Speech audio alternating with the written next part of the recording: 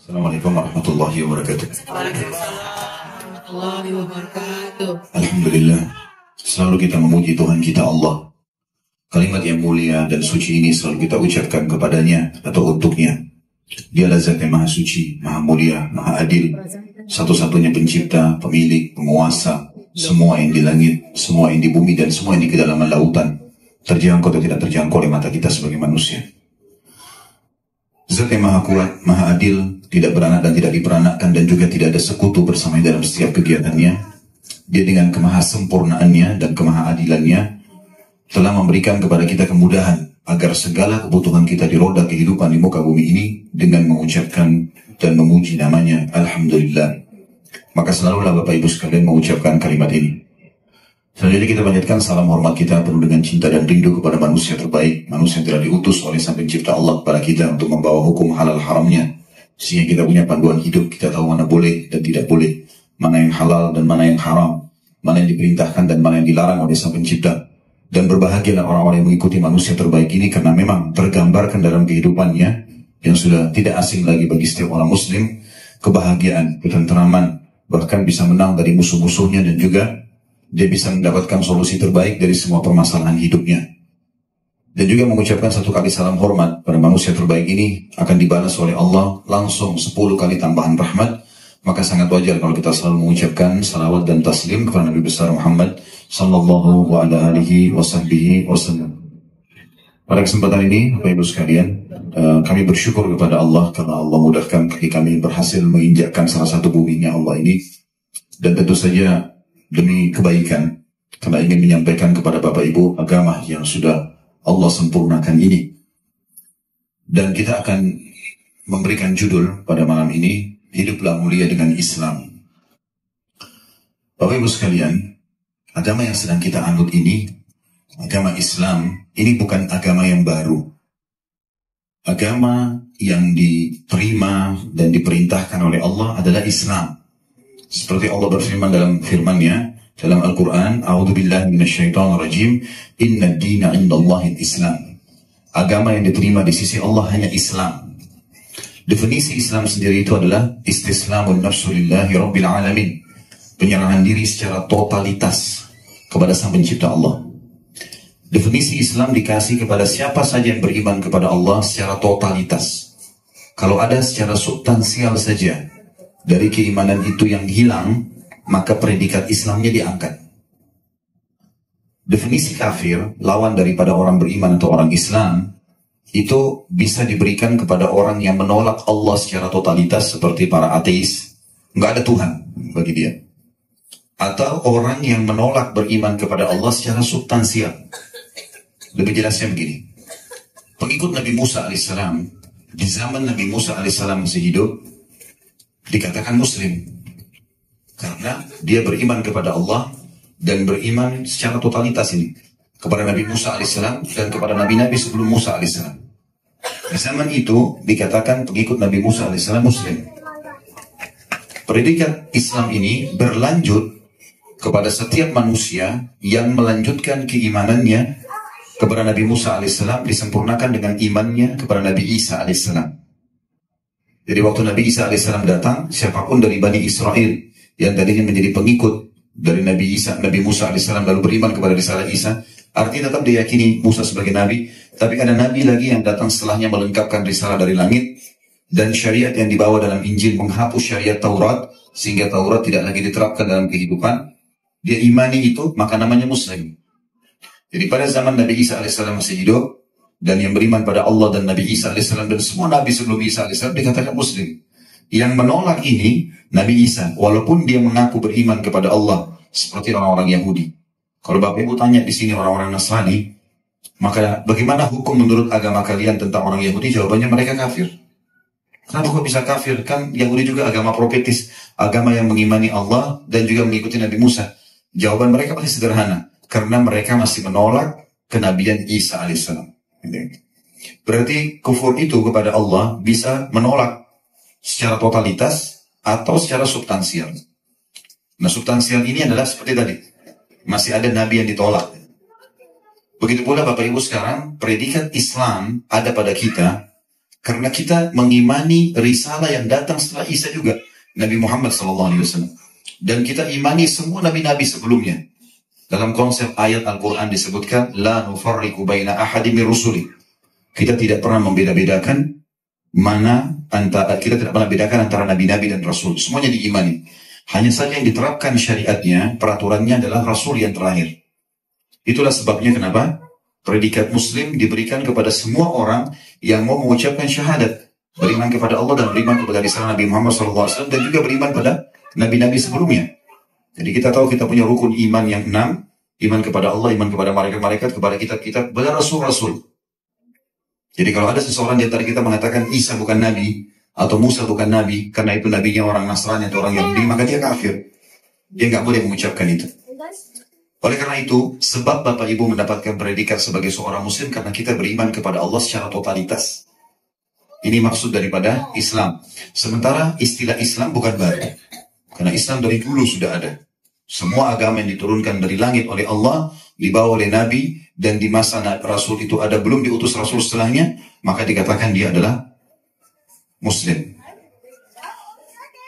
Siapapun Bapak Ibu sekalian yang diberikan oleh Allah karunia, dia berhasil masuk Islam, baik itu lahir dalam keadaan Islam ataupun dia masuk Islam setelah dia dewasa, maka Allah berarti menginginkan kebaikan untuknya.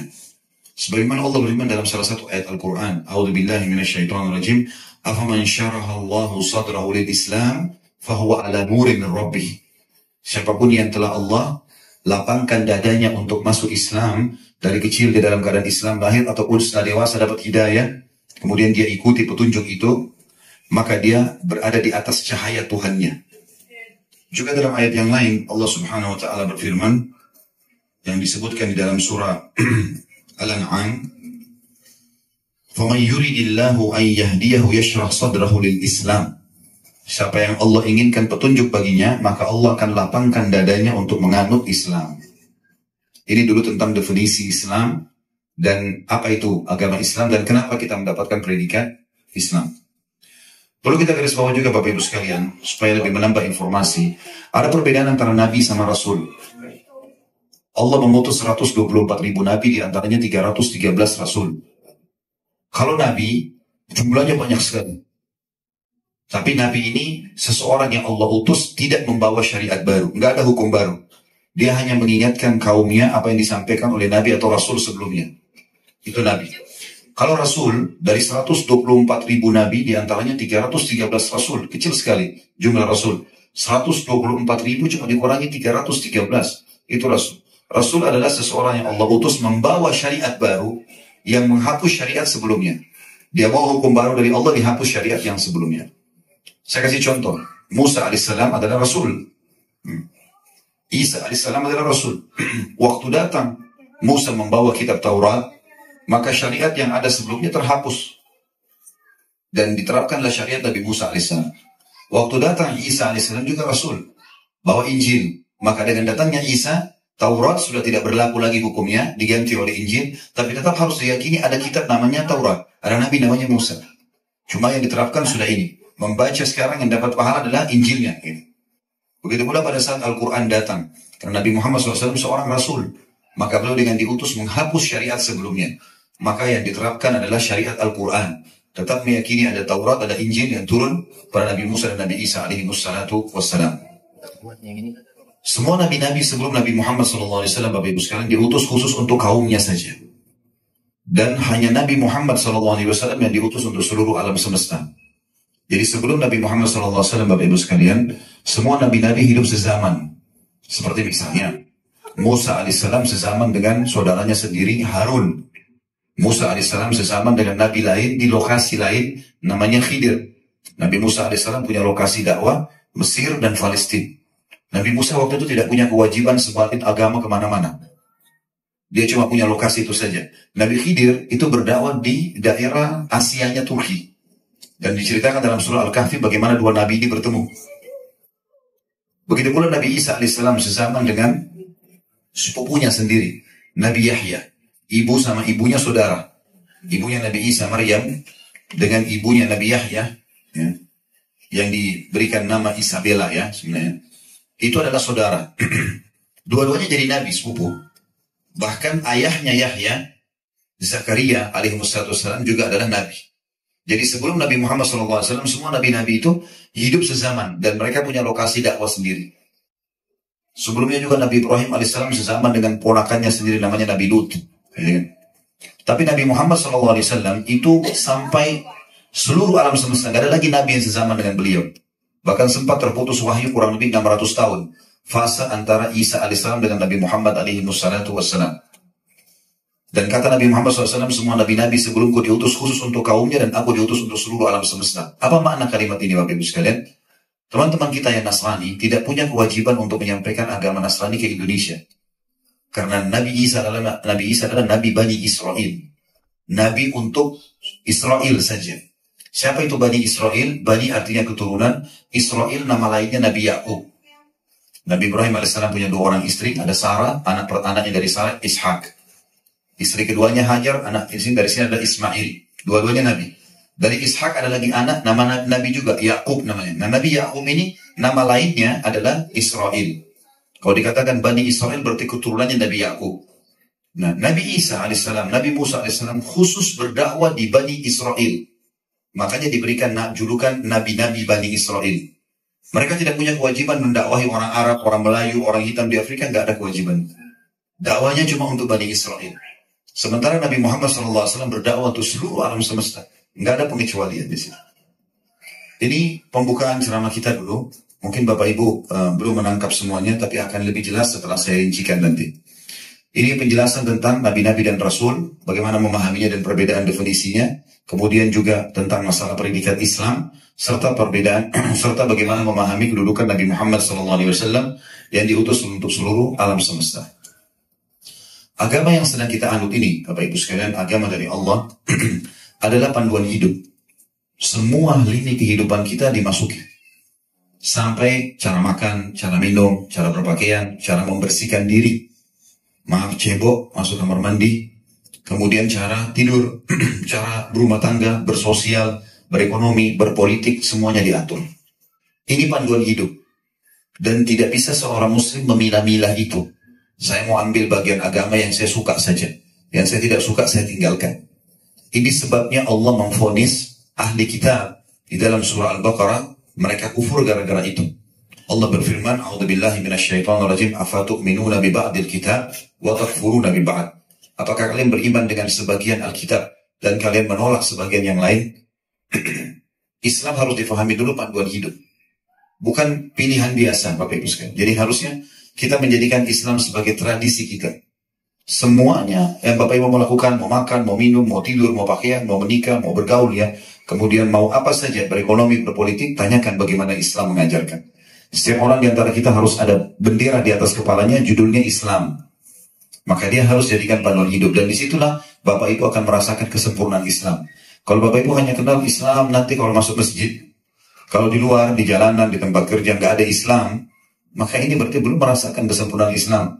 Dia belum tahu kalau dia belum jadikan Islam sebagai panduan hidupnya. Maka harus difahami dulu poin ini Bapak Ibu sekalian. Jadi yang kita pelajari sebentar lagi tentang masalah Islam, dan sederhana sekali, 5 rukunnya diikuti dengan ke-6 rukun iman. Itulah Islam. Tidak ada sesuatu yang berat. Dijadikan sebagai panduan dalam hidup. Maka dia akan sempurna. Ada seorang Arab Badui datang kepada baginda Nabi Muhammad SAW dalam salah satu majelis beliau. Waktu beliau lagi duduk bersandar, biasanya tradisi Nabi SAW kalau ngobrol sama teman-temannya, beliau muttaki. Muttaki itu meletakkan siku kanannya di tanah, terus kakinya ngelonjor. Dan beliau bicara sama para sahabat. Masuklah seorang Arab Badui lalu berkata, "Siapa di antara kalian yang bernama Muhammad?" Orang ini belum masuk Islam. Maka Nabi SAW menjawab dalam kondisi beliau santai begitu, "Saya." Lalu dia berkata, "Hai Muhammad, saya mau bertanya, jawablah dengan jujur."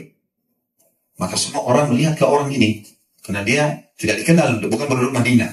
Dan dia bertanya dengan Nabi SAW, tidak memanggil Nabi, tidak mengatakan Rasul, panggil namanya. Ini sebuah tanda tanya. Lalu kata Nabi SAW, "Baik, silakan." Dia bilang, "Saya ingin tanya, siapa yang meninggikan langit? Yang berdiriin langit seperti sekarang ini, yang bisa dilihat setiap hari, siapa yang mendirikannya dan membuatnya?" Kata Nabi SAW, "Allah." Lalu orang itu lagi bilang, "Saya bertanya, kepadamu, siapa yang menghamparkan bumi, membuat bumi sampai bisa dibanguni di atasnya, dicocok tanami, diambil hasilnya, siapa yang hamparin? Kata Nabi SAW, Allah. Orang ini bilang lagi, hai Muhammad, siapa yang menancapkan gunung-gunung? Sehingga beragam macam jenis gunung ini ada di muka bumi. Siapa yang menancapkannya? Kata Nabi SAW, Allah. Lalu orang ini mengucapkan kalimat, Bapak Ibu sekalian, kata para ulama, kalau diletakkan di atas gunung, mungkin gunung itu bisa hancur. Dia mengatakan, hai Muhammad, aku bertanya kepadamu atas nama Allah yang telah meninggikan langit, menghamparkan bumi, menancapkan gunung-gunung. Apakah dia yang mengutusmu kepada kami? Kata Nabi SAW sambil duduk tiba-tiba. Nabi lagi berbaring tadi, duduk. Karena seriusnya pertanyaan ini. Maka kata Nabi SAW, iya. Dengan penuh keyakinan. Lalu dia bilang, aku bertanya kepadamu atas nama Allah yang telah meninggikan langit, menghamparkan bumi, menancapkan gunung-gunung. Apakah dia yang telah memerintahkan kepadamu untuk menyampaikan kepada kami mengerjakan 5 waktu sholat dalam sehari? Kata Nabi SAW, iya. Aku bertanya kepadamu lagi, hai Muhammad, apakah Allah yang telah atas nama Allah yang telah meninggikan langit, menghamparkan bumi, menancapkan gunung-gunung, apakah dia telah memerintahkan engkau kepada kami untuk mengeluarkan dari harta kami zakat yang dikeluarkan dari orang kaya kami diberikan kepada orang miskin kami? Kata Nabi SAW, iya. Aku bertanya lagi kepada Muhammad atas nama Allah yang telah meninggikan langit, menghamparkan bumi, menancapkan gunung-gunung, apakah engkau telah diperintahkan oleh Allah untuk memerintahkan kepada kami berpuasa sebulan dalam setahun, puasa Ramadan? Kata Nabi SAW, iya. Aku bertanya kepada Muhammad atas nama Allah yang telah meninggikan langit, menghamparkan bumi, menancapkan gunung-gunung, apakah Allah memerintahkan kepadamu menyampaikan kepada kami untuk berhaji ke Baitillah di Mekah sekali seumur hidup kami? Kata Nabi SAW, iya. Maka orang itu tiba-tiba mengatakan, asyhadu an la ilaha illallah wa anna Muhammad Rasulullah. Saya bersaksi bahwa saya tidak ada Tuhan yang berhak disembah kecuali Allah dan kau benar-benar utusannya.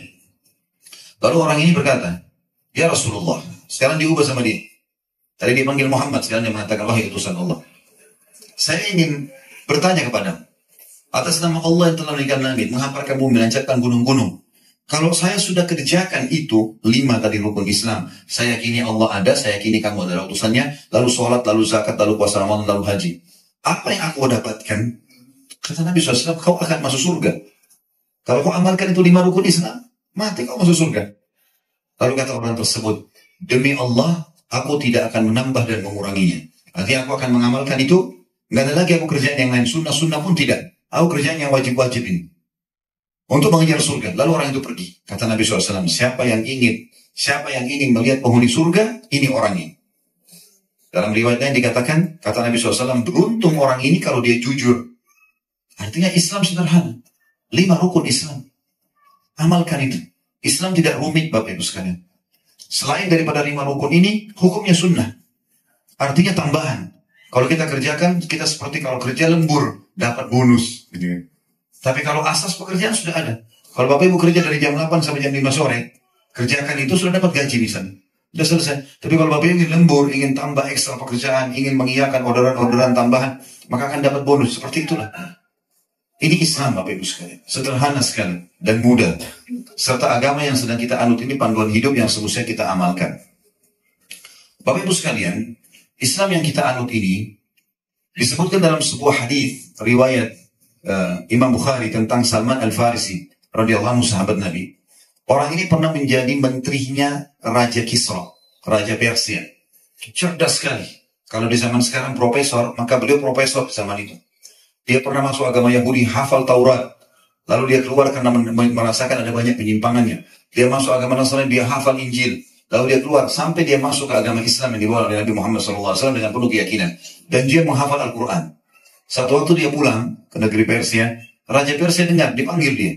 Hai Salman, apa yang kamu buat ini? Pergi jauh-jauh, tinggalkan Persia dengan ibu kotanya yang mewah. Itu peradabannya sangat maju sekali.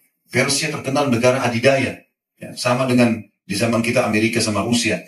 Negara yang terkenal dengan sangat maju. Gitu kan? Zaman itu, kenapa kau tinggalin? Dan kau pergi ke Madinah. Tinggal di Madinah, di padang pasir. Apa yang kau diajarkan di sana? Maka Salman menyimpulkan untuk kita Islam.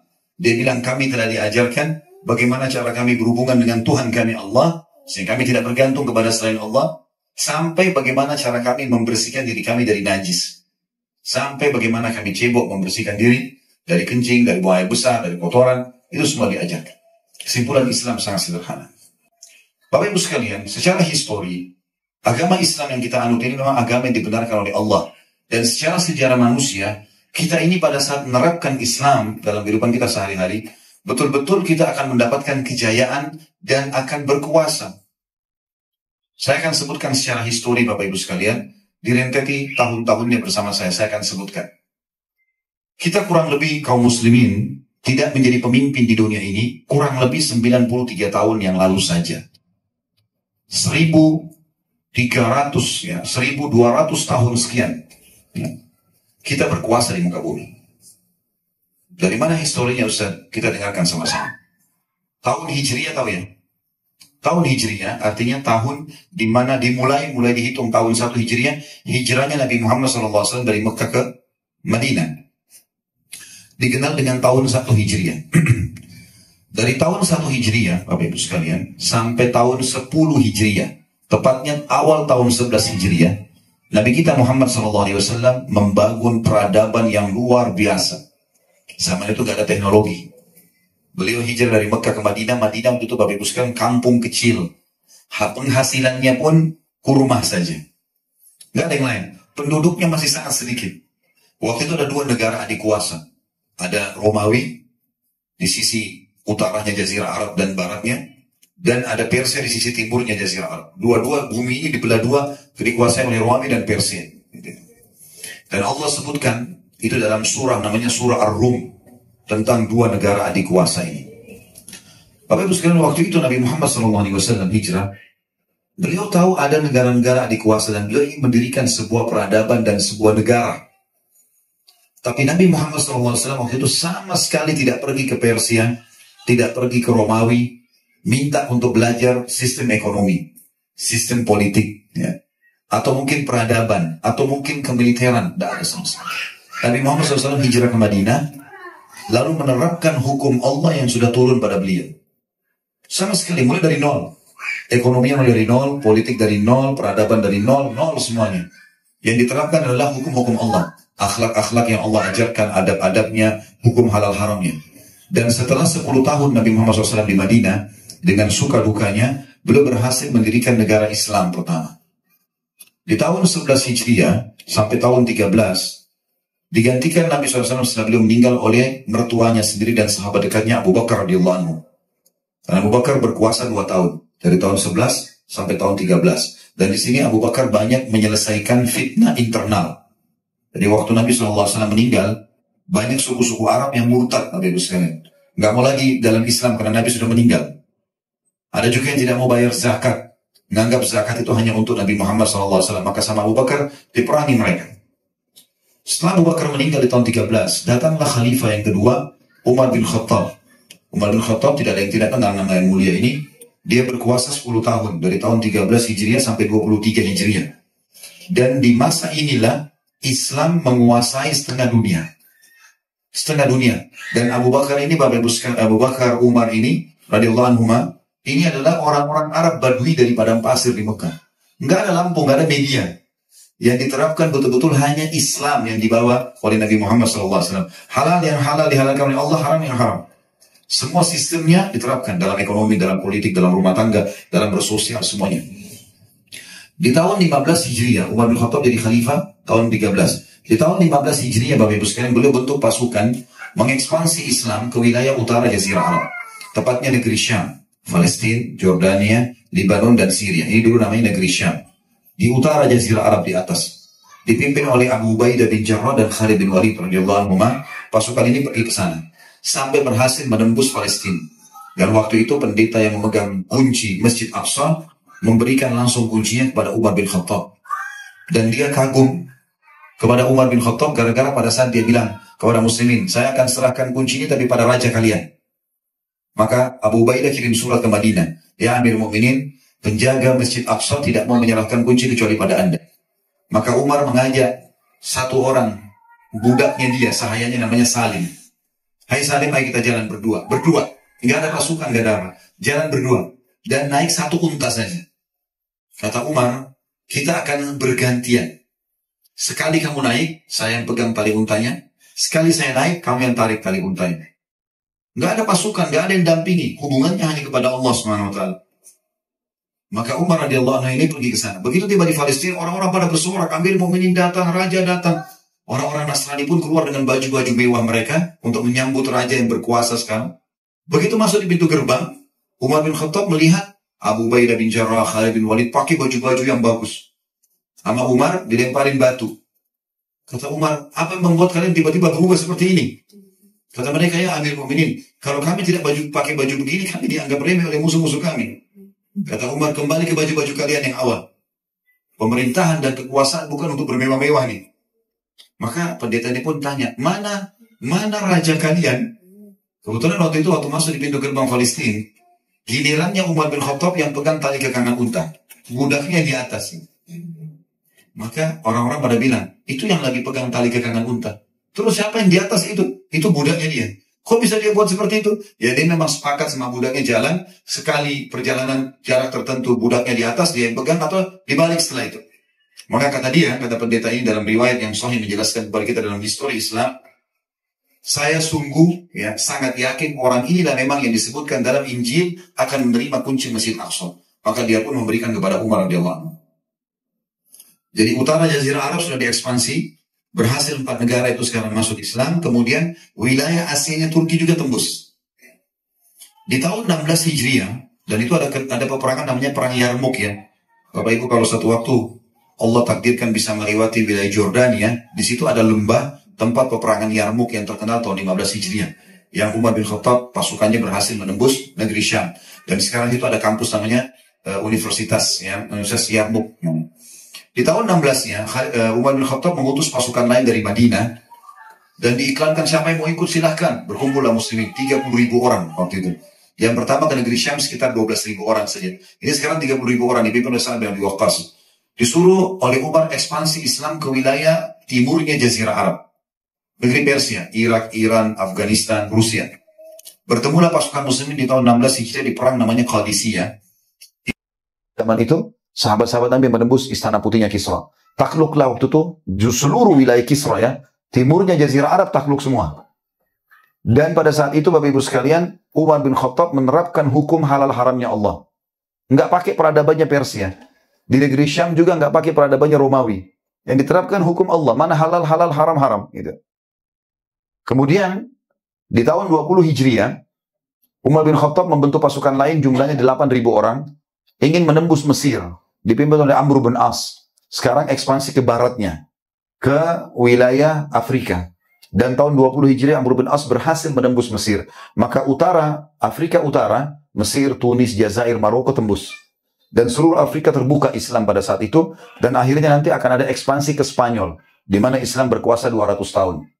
Ini semua terjadi di bawah tahun 20 Hijriah. Islam sudah berkuasa setengah dunia. Tidak pakai peradabannya orang, pakai peradaban kita sendiri. Mana yang Allah perintahkan dikerjakan, mana yang dilarang tinggalkan. Ditarik dalam semua lini kehidupan, termasuk ekonomi. Makanya kita dengar ada ekonomi Islam, ada politik Islam. Memang itu ada sebenarnya. Setelah itu Bapak Ibu sekalian, datang Umar bin Khattab meninggal tahun 23 Hijriah. Datang Uthman bin Affan. Zaman Uthman bin Affan, masa kejayaan, umat Islam mulai membuat kapal-kapal perang. Dan bangunan-bangunan diluaskan. Dimakmurkan kaum muslimin. Pada masa Uthman bin Affan dari tahun 23 Hijriah sampai 37 Hijriah, itu masa keemasan di mana umat Islam jaya. Tidak ada orang miskin waktu itu. Banyak orang-orang sudah mampu. Gitu. Bahkan di zaman Uthman bin Affan, seringkali kota Madinah didatangkan ratusan ekor unta yang membawa keju, yang membawa susu. Lalu kemudian setelah padat jalan Madinah, kata pengawal-pengawal Uthman, hai muslimin, ambillah ini hak kalian dari susu. Diambillah susu. Ambil keju. Jadi tidak ada orang susah hidupnya pada saat itu. Setelah itu Uthman bin Affan, tentu kita tidak bicara tentang histori satu persatu panjang ya, tapi saya rincikan tahun-tahunnya. Setelah itu Uthman bin Affan mati terbunuh, ya. Kemudian datanglah Ali bin Abi Thalib berkuasa dari tahun 37 sampai 40 Hijriah. Ini dikenal dengan masa kejayaan Khulafaur Rasyidin. Dan Ali bin Abi Thalib selesai juga di masa kejayaannya selama 3 tahun itu berusaha untuk menyelesaikan fitnah internal sehingga muslimin mulai aman kembali.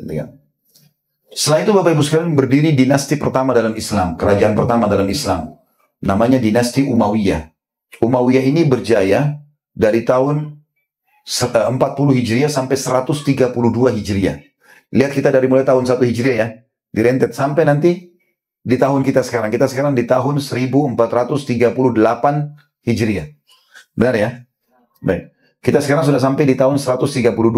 Dari tahun 40 sampai 132 ini kerajaan pertama Islam namanya Umayyah. Di zaman ini Bapak Ibu sekalian, keluarlah ulama-ulama besar.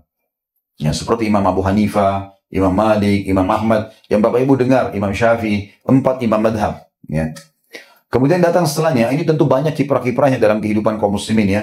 Dulu ibu kotanya di Damaskus di Syria. Setelahnya datang kerajaan lebih besar lagi, namanya Abbasiyah.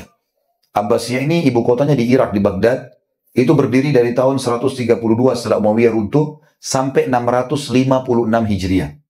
Dan di masa ini keluarlah ulama-ulama hadis. Kalau Bapak Ibu pernah baca hadis, riwayat Bukhari, riwayat Muslim, Abu Daud, An-Nasa'i, Ibnu Majah, ya, ini semua keluarnya Tirmidzi ini di zaman ini. Di zaman kejayaan Abbasiyah. Dan di zaman Abbasiyah inilah Islam masuk sampai ke Spanyol. Dan apa kata para pemikir barat Bapak Ibu sekalian? Sungguh kalau kaum muslimin tidak menembus Spanyol di awal abad pertengahan Masehi, maka pastikan Eropa tidak akan seperti sekarang keadaannya. Karena waktu itu betul-betul mereka dalam keadaan ya jauh sekali dari peradaban. Kaum muslimin datang dan masa kejayaan emas Spanyol itu. Dan sampai sekarang pemerintah Spanyol berbangga-bangga dengan jembatan peninggalan umat Islam dulu. Dengan bangunan peninggalan umat Islam. Kita kalau masuk ke Spanyol kita temukan banyak bangunan-bangunan kuno. Itu peninggalan kaum muslimin. Dan sangat luar biasa. Ilmuwan. Kalau Bapak Ibu baca buku. Kalau di Indonesia ada pernah saya temukan buku. Waktu saya lagi susun tesis S2. Buku judulnya dalam bahasa Indonesia itu Kultur Islam. Subhanallah saya cari buku itu nggak ketemukan lagi. Saya tidak tahu itu tulisan siapa, saya tidak ingat. Tapi sempat saya jadikan rujukan dalam tesis S2 saya. Itu kalau tidak salah buku terjemahan. Ya. Buku itu Bapak Ibu sekalian menjelaskan peninggalan umat Islam di Spanyol. Sampai lengkap dengan foto-fotonya. Dan banyak nama-nama ilmuwan. Memang masa kejayaan Islam di Spanyol itulah yang sekarang ilmu pengetahuan berkembang darinya. Ada yang berhasil dihapus namanya. Sehingga umat Islam tidak tahu kalau itu dari umat Islam. Ada yang tidak berhasil dihapus namanya. Saya mulai dari yang tidak bisa dihapus namanya seperti ilmu matematika dinamakan Al-Jabar. Itu sebenarnya penemu teori dan rumus matematika namanya Abdul Jabbar. Muslim dari Spanyol di masa kejayaan itu. Yang menemukan pertama penerbangan, ya, itu bukan adik kakak dari Inggris. Mereka hanya menerjemahkan buku. Namanya Abbas ibn Akhnas. Kalau Bapak Ibu ketik di Google, kisah Abbas ibn Akhnas. Penemu penerbangan pertama. Itu orang Islam dari Spanyol. Yang dia buat, dia lihat burung, kemudian dia lihat komposisi sayapnya, lalu dibuat sama dia persis seperti itu, ditaruh di tangannya, kiri kanan, lalu dia coba praktek loncat dari gunung tertinggi di Spanyol, berhasil mendarat, nggak mati. Teori-teori dia, itu diambil pada saat Spanyol runtuh dulu di tangan orang-orang Nasrani, diambil, kemudian diterjemahkan oleh dua orang adik kakak dari Inggris, yang akhirnya ditulislah mereka yang menemukan penerbangan. Yang pertama menemukan aliran listrik yang Bapak Ibu lihat sekarang. Sehingga ada pada saat itu, sampai sekarang lah ya, ada mobil, ada kereta api, ada pesawat, segala macam. Ini seorang yang bernama Al-Jaziri. Al-Jaziri. Saya pernah tidak sengaja buka YouTube, dan saya lihat di situ, kalau tidak salah, judulnya bahasa Indonesia, Bapak Ibu sebentar pulang bisa ketik di YouTube, Peradaban Islam yang Terlupakan. Itu kalau tidak salah ada orang Barat, orang non-Muslim. Mereka yang membuat cuplikan, kesannya ada seperti anak-anak kecil sekolah, mungkin anak SMP atau SMA, mereka lagi mau masuk perpustakaan, lalu mereka mau tahu tentang peradaban dunia, itu mereka sendiri gambarkan. Kalau penemu pertama matematika namanya Al-Jabar, penemu penama kedokteran namanya si Fulan, penerbangan namanya si Fulan, mereka sendiri akui itu. Dan itu memang ada, secara sejarah ada. Jadi, kita bukan orang yang cuma ikut nebeng dengan teknologi ini ada sekarang. Kita penemuhnya, umat Islam penemunya. Karena memang Allah membebaskan di dalam agamanya ini untuk umat Islam berfikir.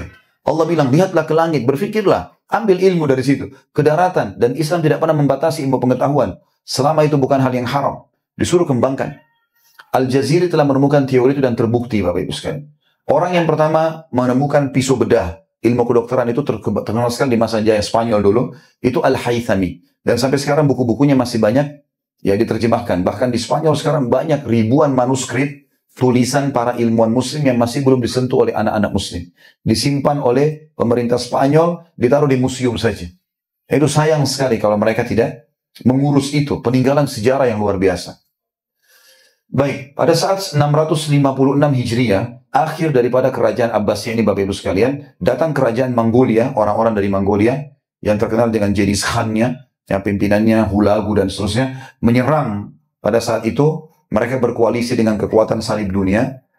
Mereka menyerang Baghdad, ibu kota Irak, takluklah waktu itu jatuh, dan mereka membantai kurang lebih 800.000 muslim. Bahkan waktu itu Baghdad, lautnya berubah menjadi warna merah dan biru karena darah manusia dan juga tinta-tinta tulisan para ulama dibakar, dibuang semuanya. Pada saat itu, subhanallah, dengan hikmah Allah, berdiri kerajaan lain, tapi di sisi lain muka bumi ini, namanya Utsmaniyah di Turki. Itu berdiri kurang lebih 3 tahun setelah runtuhnya, atau 7 tahun setelah runtuhnya Abbasiyah. Dan Utsmaniyah ini menerapkan hukum Islam, Bapak Ibu sekalian, di Turki. Sampai sekarang kalau Bapak Ibu misalnya pas lagi ada waktu ke Turki, misalnya kalau kita Indonesia biasa umroh plus Turki, nah saya sering bimbing gitu, lalu kemudian saya lihatkan mereka peradaban-peradaban, kerajaannya ada, peninggalan-peninggalannya ada. Dan Turki itu Bapak Ibu sekalian menerapkan Islam dari tahun 600 ya, kurang lebih ya, 657 atau 59 Hijriah sampai 1924 Masehi. Kurang lebih 93 tahun yang lalu. Setelah itu datang Kemal Atatürk menghapus khilafah Islamiyah, menghapus hukum Islam, perempuan nggak boleh lagi pakai jilbab, buku-buku Islam semuanya dilarang, bahasa Arab dilarang dan disuruh ubah oleh dia, sampai azan pun dalam bahasa Turki waktu itu. Maka tadinya Turki, Utsmaniyah ini berkuasa. Waktu di zaman khilafah Turki, Bapak Ibu kalau ketik di Google pun bisa baca banyak artikel tentang kerajaan Utsmaniyah. Itu sebelum berubah jadi republika, betul-betul mereka menguasai dunia, kaum muslimin. Bahkan beberapa peperangan kita secara nasional di Indonesia, seperti waktu kita lawan Belanda, itu banyak sekali campur tangan khilafah Utsmaniyah mengirim bantuan ya, kapal-kapal perang mereka ke Indonesia, ke Asia Tenggara. Aceh dulu di Indonesia kita kenal dengan kerajaan Aceh, Banten, Sulawesi Selatan, ya. Ini banyak terkenal kerajaan-kerajaan besar di Islam di Indonesia. Itu di Indonesia kita kenal sebagai kerajaan. Di Turki itu terdaftar sebagai gubernur. Jadi mereka punya hubungan sama Turki. Satu khalifah. Itu saking kuatnya. Gitu. Mereka butuh apa-apa hubungin Turki. Seperti itu. Dan itu akhirnya terputus setelah runtuhnya khilafah Utsmaniyah ini pada tahun 1924 berubah dari khilafah menjadi republika. Dan subhanallah sebelum runtuh ini Bapak Ibu sekalian, kita perlu tahu Turki itu punya kekuatan yang besar sekali. Sampai negara yang menguasai mayoritas tanah di muka bumi adalah kerajaan Utsmaniyah ini. Dulu kalau kapal-kapal Turki Utsmani lewat di daerah Eropa, maka gereja tidak berani membunyikan loncengnya karena khawatir mengganggu muslimin. Bapak Ibu perlu tahu, dan masih ada foto-fotonya. Subhanallah, saya itu hari punya di HP saya tapi terhapus. Ada foto masih hitam putih, raja-raja Eropa pada zaman itu, yang sudah ada foto tapi buram di tahun 1920-an gitu kan. Itu raja-raja Eropa seperti Raja Austria, itu ada ratunya pakai cadar. Jadi ratunya pakai cadar. Kenapa? Karena mereka mencontohi ratu-ratu muslimin di Utsmaniyah. Dan mereka mengatakan setiap ratu nggak boleh kelihatan oleh setiap laki-laki. Seperti itu. Nah. Jadi mereka mencontohi, bahkan orang-orang non-muslim pada saat itu kalau mereka bisa berbahasa Arab, dianggap orang yang penuh dengan peradaban, orang yang maju. Kalau ada laki-laki melamar perempuan dan bisa bahasa Arab, diterima lamarannya. Ini histori ini, bukan dikarang-karang ini. Jadi betul-betul kita dulu berjaya luar biasa. Dan pada saat kita terapkan agama ini, kalau Bapak Ibu tanya kenapa umat Islam sekarang seperti jumlahnya banyak tapi lemah, karena kita tinggalkan agama kita. Kita terus mengekor bukan pada agama kita yang sudah jelas-jelas Allah turunkan. Secara histori, waktu Turki meninggalkan syariat Islam, menghapus itu, dan berubah jadi republika, Turki menjadi negara 200 sekian terpuruk di dunia. Sekarang ini pada saat sudah mulai mereka terapkan Islam, kita tahu presiden sekarang coba untuk kembali ke Islam, menunjukkan Islam gitu kan. Itu lihat bagaimana Turki sekarang menjadi 10 negara terkuat di Eropa. Ekonominya jadi bagus. Hanya karena menerapkan Islam. Konsepnya jelas kok. Allah sudah bilang agama di sana hanya Islam. Banyak sekali umat Islam yang melupakan poin ini. Mereka tidak sadar masalahnya. Padahal ini hal yang sangat luar biasa. Ini secara histori, Bapak Ibu sekalian. Secara histori seperti itu. Hukum-hukum Islam, kita sekarang pindah di sisi lain. Hukum-hukum Allah ini, hukum yang mulia, Bapak Ibu sekalian. Hukum yang mulia. Saya coba mengangkat beberapa hukum, langsung saja ke poinnya. yang banyak dianggap oleh orang-orang non-muslim dan banyak umat Islam terpengaruh itu keras. Seperti misalnya isu yang dilemparkan oleh para orientalis. Orientalis ini Bapak Ibu sekalian istilah dalam bahasa Arab mustasyrikin. Jadi sekarang tidak jauh dari tempat Bapak Ibu di Kanada sini, ada seberang sana ada kampus McGill, itu memang kampus yang dikhususkan di situ banyak teman-teman saya kebetulan kiai di Indonesia yang tadinya sekolah di sana. Jadi di sana banyak orang hafal Quran di kampus itu, hafal ribuan hadis tapi bukan muslim. Guru-gurunya non-muslim. Mereka belajar Islam bukan untuk masuk Islam, untuk mencari kekurangan Islam. Mana ini kekurangannya Islam? Gitu. Jadi teman-teman yang belajar di sana itu pulang, akhirnya nanti sudah tidak lagi menganggap Islam itu sebagai sebuah pedoman. Tapi untuk maju harus mengikuti orang non-muslim, bukan kita punya hukum sendiri. Jadi itu berhasil. Itu berhasil ditanamkan dan semua wilayah Islam banyak diberikan beasiswa untuk supaya mereka belajar di tempat-tempat seperti ini. Pulangnya nanti mereka mulai menyebarkan pemahaman-pemahaman yang tidak lagi membuat kepercayaan tentang benarnya agama Islam itu. Tapi semuanya sama, agama semua sama, sama-sama tujuannya. Ini bukan itu konsepnya. Ya. Dan perlu kita garis bawahi Bapak Ibu sekalian, kalau kita sedang mengklaim seseorang itu kafir dalam Islam ya, yang sedang kita klaim dan sedang kita perbaikin, yang sedang kita sorotin keyakinannya ya, bukan orangnya. Islam tidak pernah menyuruh kita menyakiti fisik orang, tidak pernah. Islam menyuruh kita memperbaiki kesalahpahaman dia. Seperti orang-orang Nasrani, dia mengatakan Allah punya anak, sementara Allah bilang lam yalid walam yulad. Yang sedang kita sorotin pemahaman yang salah, bukan fisiknya. Islam tidak pernah suruh benci fisik.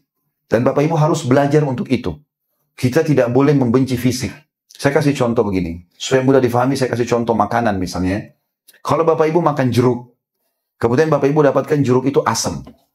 Kalau orang yang membenci fisik, dia tidak akan makan jeruk selamanya. Asam nih, semua jeruk dipukul rata. Ini keliru.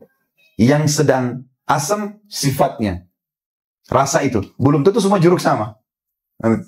Maka orang kalau paham, oh ternyata asamnya yang saya tidak suka. Belum tentu jeruk lain asam, bisa saja manis. Orang pernah makan ikan, amis. Dia kira semua ikan amis. Dia alergi, nggak mau makan ikan.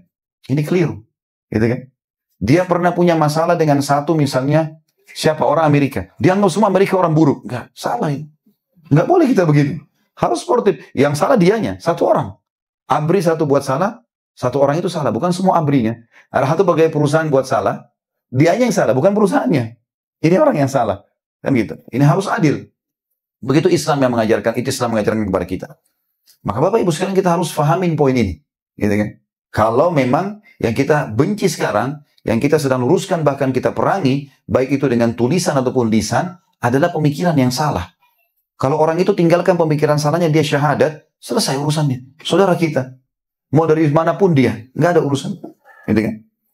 Dan kita perlu garis bawahi Bapak Ibu sekalian, Islam yang mulia ini, agama yang sedang kita anut, agama yang sempurna. Nggak ada rasisme dalam Islam. Tidak ada fanatisme dalam Islam. Nggak ada. Nggak ada rasis. Saya Arab, ini bule, ini Melayu, ini orang hitam dari Afrika, nggak ada bedanya. Ya, kata Allah SWT, ya, dalam Al-Quran diceritakan dan juga Nabi SAW sampaikan masalah itu. Inna akramakum indallahi atqakum. Orang yang paling mulia di sisi Allah diantarakan orang yang paling bertakwa, orang yang paling patuh. Kata Nabi SAW tidak ada bedanya antara turunan Arab dan Ajam. Ajam itu selain Arab, kecuali dengan ketakwaan. Di zaman Umar bin Khattab, Bapak Ibu sekalian, pernah dengar namanya Bilal bin Rabah ya, tidak asing. Sahabat Nabi yang berkulit hitam. Dulu di Mekah budak. Ya. Setelah masuk Islam, nggak ada kata-kata budak. Kalau dulu mantan budak, nggak ada. Nggak ada yang berani caci maki Bilal. Bahkan Nabi SAW jadikan sebagai sahabat yang dekat. Nabi nikahkan Bilal dengan satu orang turunan Quraisy, wanita mulia. Pernah di zaman Nabi Muhammad SAW, teman-teman, ada orang Ansar ngambil air, kan? Ngambil air di sungai, pasukan baru pulang perang nih sama Nabi SAW. Rupanya ada juga orang muhajir. Muhajir ini orang yang menghijrah dari Mekah. Entah kenapa mereka cekcok, saling siram-siraman air. Orang Mekah ini angkat pedangnya sambil mengatakan, wahai muhajirin, tolong saya. Karena ini suasana baru pulang dari medan perang, Bapak Ibu sekalian. Orang-orang muhajirin dari Mekah ini pada kumpul di belakangnya orang ini. Mau bantu, mau perang-perangan lawan saudaranya muslim nih. Orang Ansar ini juga cabut pedangnya lalu berkata, wahai Ansar, orang asli Madinah. Wahai Ansar, tolong saya. Berkumpul juga beberapa orang Ansar. Sahabat-sahabat lain bingung. Ini ada apa nih, mau perang ini. Kita Bapak Ibu sekalian kalau jalan 3 orang di sini, 3 orang jalan sana, satu lempar batu, berantem nggak? Berantem. Orang bisa berantem, ini bahaya, bunuh-bunuhan. Suasana panas masih baru dari medan perang. Maka satu orang melapor kepada Nabi SAW, ya Rasulullah, cepat kejar nih, Muhajirin dan Ansar mau saling perang. Maka Nabi SAW ke sana, lalu beliau mengatakan, awada'wal jahiliyati wa ana baina adhurikum. Apakah kalian masih mengumandangkan syiar-syiar jahiliyah begitu? Fanatisme, hai Muhajirin, hai Ansar. Ya kita di Indonesia, ayo orang Jawa bantu saya, orang Sulawesi bantu saya. Kata Nabi SAW, mau pasti pakai syiar-syiar jahiliyah, sementara saya sudah hidup ada di antara tengah-tengah kalian? Da'ha fa innaha mumtina. Tinggalkan segera, kalau tidak itu akan membinasakan kalian. Nggak ada lagi teman-teman sekalian. Nggak ada rasisme dalam Islam. Agama yang sempurna luar biasa gitu. Walaupun dia kulit hitam, walaupun dia budak, walaupun dia cacat. Kalau dia mulia, dia ibadah kepada Allah, dia lebih mulia di sisi Allah. Jadi agama yang membawa betul-betul kesetaraan, keadilan di situ. Ya. Secara histori, kita berkuasa. Secara peraturan juga tidak ada rasisme, tidak ada fanatisme, ya. Dan sekarang kita tidak pernah dipaksa dalam Islam untuk menawarkan Islam ke orang. Kata Allah SWT dalam Al-Quran, konsepnya la ikraha fid din. Nggak boleh ada paksaan dalam agama. Tawarkan Islam, ini Islam, produk kita. Mau silakan, tidak mau nggak ada paksaan. Kita nggak boleh datang gebukin orang, ya seperti yang dilakukan oleh ISIS dan grup-grupnya ini semua. Sama sekali nggak benar ini. Bawa-bawa nama Islam, ngawur. Bunuh orang, bom sana sini. Dari mana ceritanya ini? Orang bom orang lain lalu dikatakan mati syahid. Enggak mungkin. Ini salah sekali. Kayak di Jakarta, ribut bom Marriott. Oh hebat nih. Hebat dari mana nih? Dia dikatakan mati syahid. Bagaimana caranya? Bom di wilayah Islam yang aman. Dan orang yang sedang dibom, orang kafir, di bawah naungan pemerintah Islam. Enggak boleh. Kata Nabi SAW, man adha dhimmiyan kuntulahu khasiman yawmal qiyamah. Siapa yang menyakiti zimmi itu orang kafir di bawah naungan pemerintah Islam. Dapat visa, ya, mereka punya izin tinggal, ada KTP-nya. Di bawah naungan pemerintah Islam, dia akan jadi musuhku pada hari kiamat, kata Nabi SAW. Nggak boleh. Dalam hadis lain, hadis Bukhari, man qatala mu'ahadan lam yarih raihatal jannah. Wa inna riha latujadu min masirati arba'ina kharifa. Siapa yang coba-coba bunuh orang kafir di bawah naungan pemerintah Islam, mengganggu-ganggu mereka, maka dia tidak akan mencium bau surga. Dan bau surga dapat tercium dari jarak 40 tahun. Nggak ada sama sekali dalam Islam itu. Saya pernah duduk di sebelah saya tadi sore sempat ceritakan itu ya. Ada orang Nasrani Katolik di pesawat di sebelah saya. Kemudian saya tanya, Bapak siapa namanya, agamanya apa? Diceritakan sama dia Katolik. Saya bilang saya Muslim. Waktu itu kejadian masih baru-baru terjadi 11 September. Kejadian di Amerika ini yang ditabrakin pesawat dan seterusnya. Lalu Islamlah yang tertuduh dan seterusnya segala macam ya. Intinya waktu itu masih baru-baru kejadian. Jadi umumnya waktu itu cirinya yang ada di pembicara sekarang Bapak Ibu sekalian. Ya. Orangnya berjenggot lah segala macam. Padahal sebenarnya tidak ada hubungannya sama sekali. Ya. Sekarang banyak terbukti di dunia ini seperti di Burma. Umat Islam yang dibakar di hari-hari sekarang ini. Itu tidak berjenggot itu orangnya. Bukan itu teroris yang sebenarnya. Islam tidak pernah ngajarin itu. Waktu saya bicara sama dia, saya tanya, Pak, bagaimana pendapatnya tentang Islam? 20 menit Bapak Ibu sekalian semua buruk. Islam itu penjahat, Islam itu teroris, Islam itu garis keras. Terusak namanya gara-gara perbuatan-perbuatan bodoh seperti ini. Maka saya dengarin 20 menit dia ceritakan buruk. Setelah itu, saya bilang, Bapak sudah selesai? Dia bilang, iya. Itu kan pendapat Bapak tentang agama saya. Bisa nggak saya jelasin tentang agama saya? Oh silakan Pak. Lalu mulai saya ceritakan kepada dia. Saya bilang, Pak, dalam Islam ada jihad. Ada. Jihad itu sebuah ibadah. Itu perang suci. Seperti di Katolik juga ada kan, Pak? Iya, ada. Baik, kalau kami diserang, masa kami diam? Kan nggak mungkin. Itu pembelaan diri. Namanya jihad dalam Islam. Cuma sekarang disalahgunakan oleh orang-orang. Bom sana sini dianggap itu adalah jihad. Enggak, itu nggak benar. Kami pun tidak menerima itu. Tidak ada satupun ulama yang mendukung itu. Semuanya mengatakan itu perbuatan salah. Sekarang ISIS ini, semua umat Islam, ulama Islam soroti mereka. Ini ngawur ini, bakar-bakar orang, bunuh orang segala macam. Ini nggak ada hubungannya, gitu kan? Tapi jelas saya jelaskan ke dia, jihad itu adalah ibadah suci dalam Islam, membela diri. Seperti kasus Palestina, orang diserang, orang menjajah. Kita dulu Indonesia dijajah oleh Belanda, dijajah oleh Jepang, kita melawan. Itu wajar, membela masjid kita, membela diri kita, membela keluarga kita.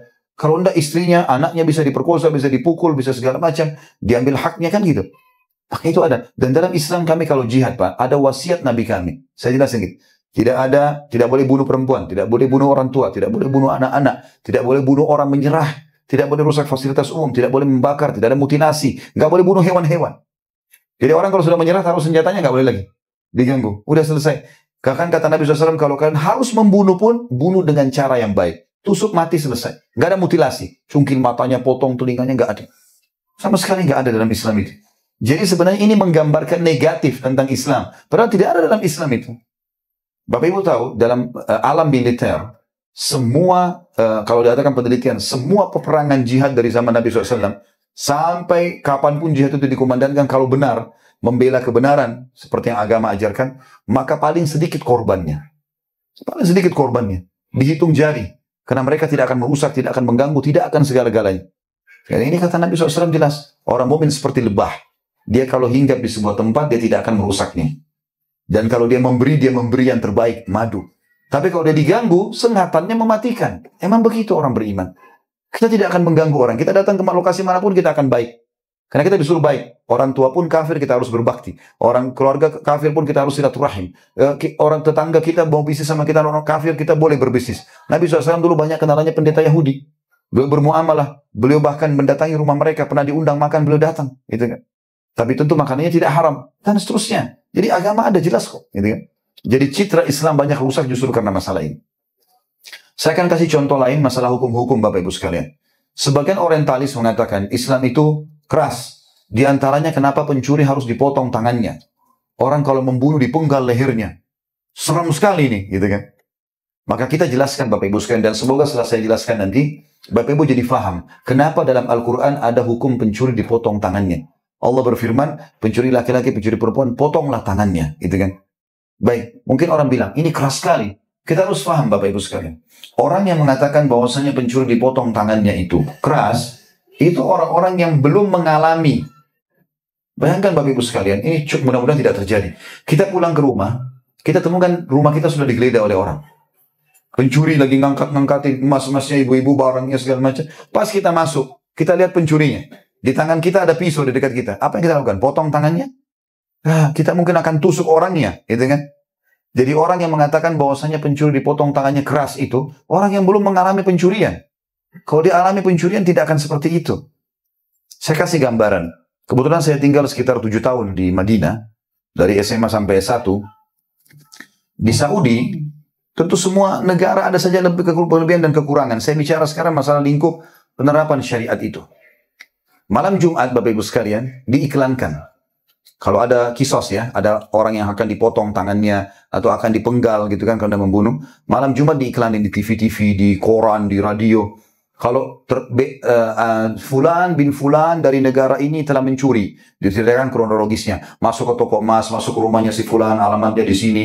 Dan seterusnya, kemudian secara kronologisnya sudah diceritakan, lalu dikatakan, dia kena firman Allah, akan dipotong tangannya. Besok di Masjid Nabawi.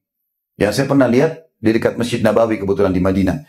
Habis sholat Jumat, begitu habis salam, orang-orang semua pada pergi ke, ada dulu namanya Maktabah Malik Abdul Aziz, perpustakaan Raja Abdul Aziz. Masih ada perpustakaan itu, bangunnya sekarang masih ada, tapi sudah tidak berfungsi lagi. Di sebelahnya ada lapangan luas, itu tempat kisos dulunya. Nanti di situ Bapak Ibu sekalian ada polisi membuat pagar betis. Kita semua datang ke belakangnya. Di situ ada 3 mobil. Ada mobil penjara yang membawa si penjahat ini.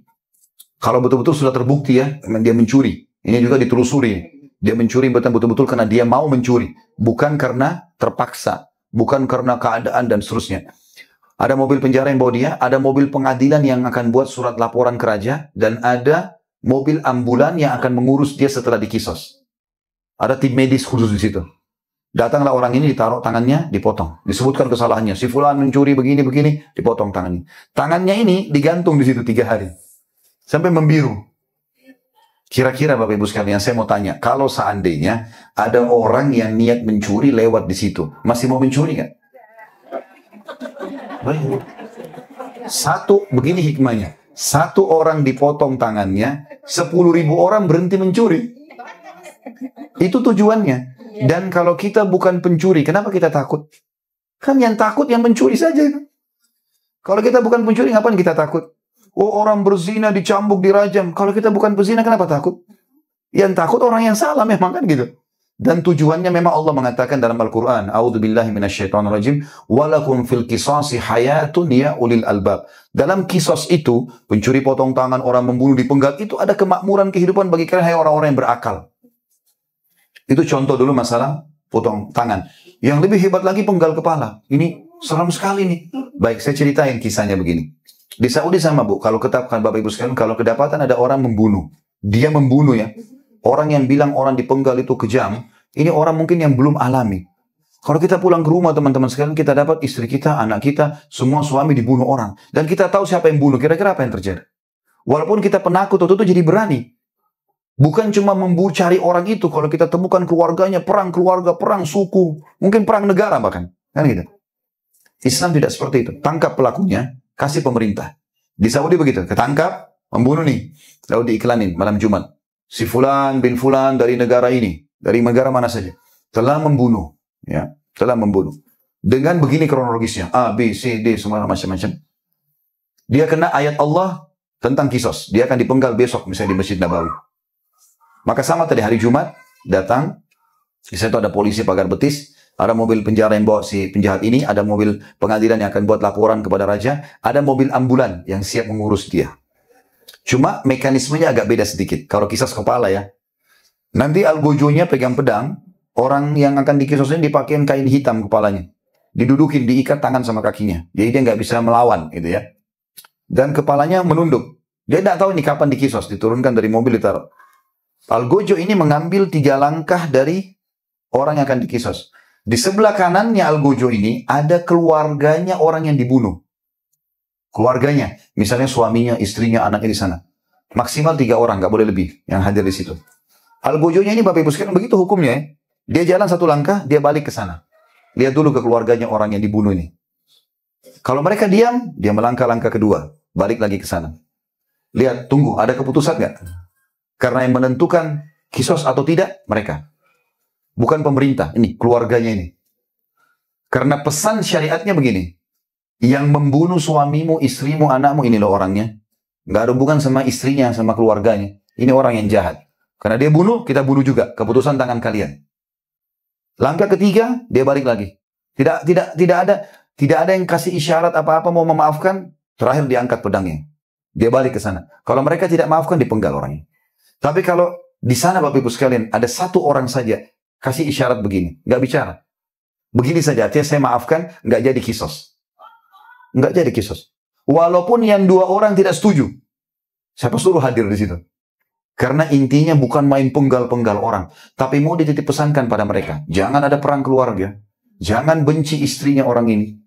Ini orang yang jahat. Jadi bisa saya dalam Islam, istrinya pembunuh dan istrinya anaknya pembunuh dan anaknya yang dibunuh itu bisa menikah. Karena yang jahat orang tuanya belum tentu anaknya jahat. Karena ada begitu kan? Ada orang tua jahat, pemabuk segala macam, anaknya baik, hafal Quran. Kita tidak bisa salahkan. Per individu, begitu adilnya Islam gitu. Jadi ini orang ini yang salah. Bahkan kalau dia maafkan Bapak Ibu sekalian 1 orang nggak jadi kisos. Nggak jadi kisos.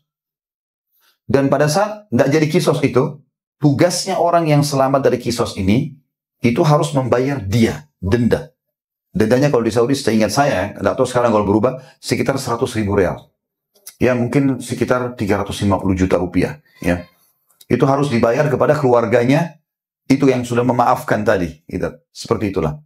Dan banyak contoh-contoh kisos terjadi. Saya bukan sedang bicara pembelaan Saudi, bukan. Saya sedang bicara tentang hukum Islamnya. Karena saya lihat sendiri dengan mata kepala. Gitu ya. Banyak di Indonesia isu negatif. Oh, Saudi itu menzalimi TKI kita. Saya hidup di sana Bapak Ibu sekalian, saya lihat seperti kalau saya dengar isu negatif tentang Amerika, Bapak Ibu bisa bantah saya. Enggak kok Ustaz, kami tinggal di sini, kami tahu. Begitulah kurang lebih.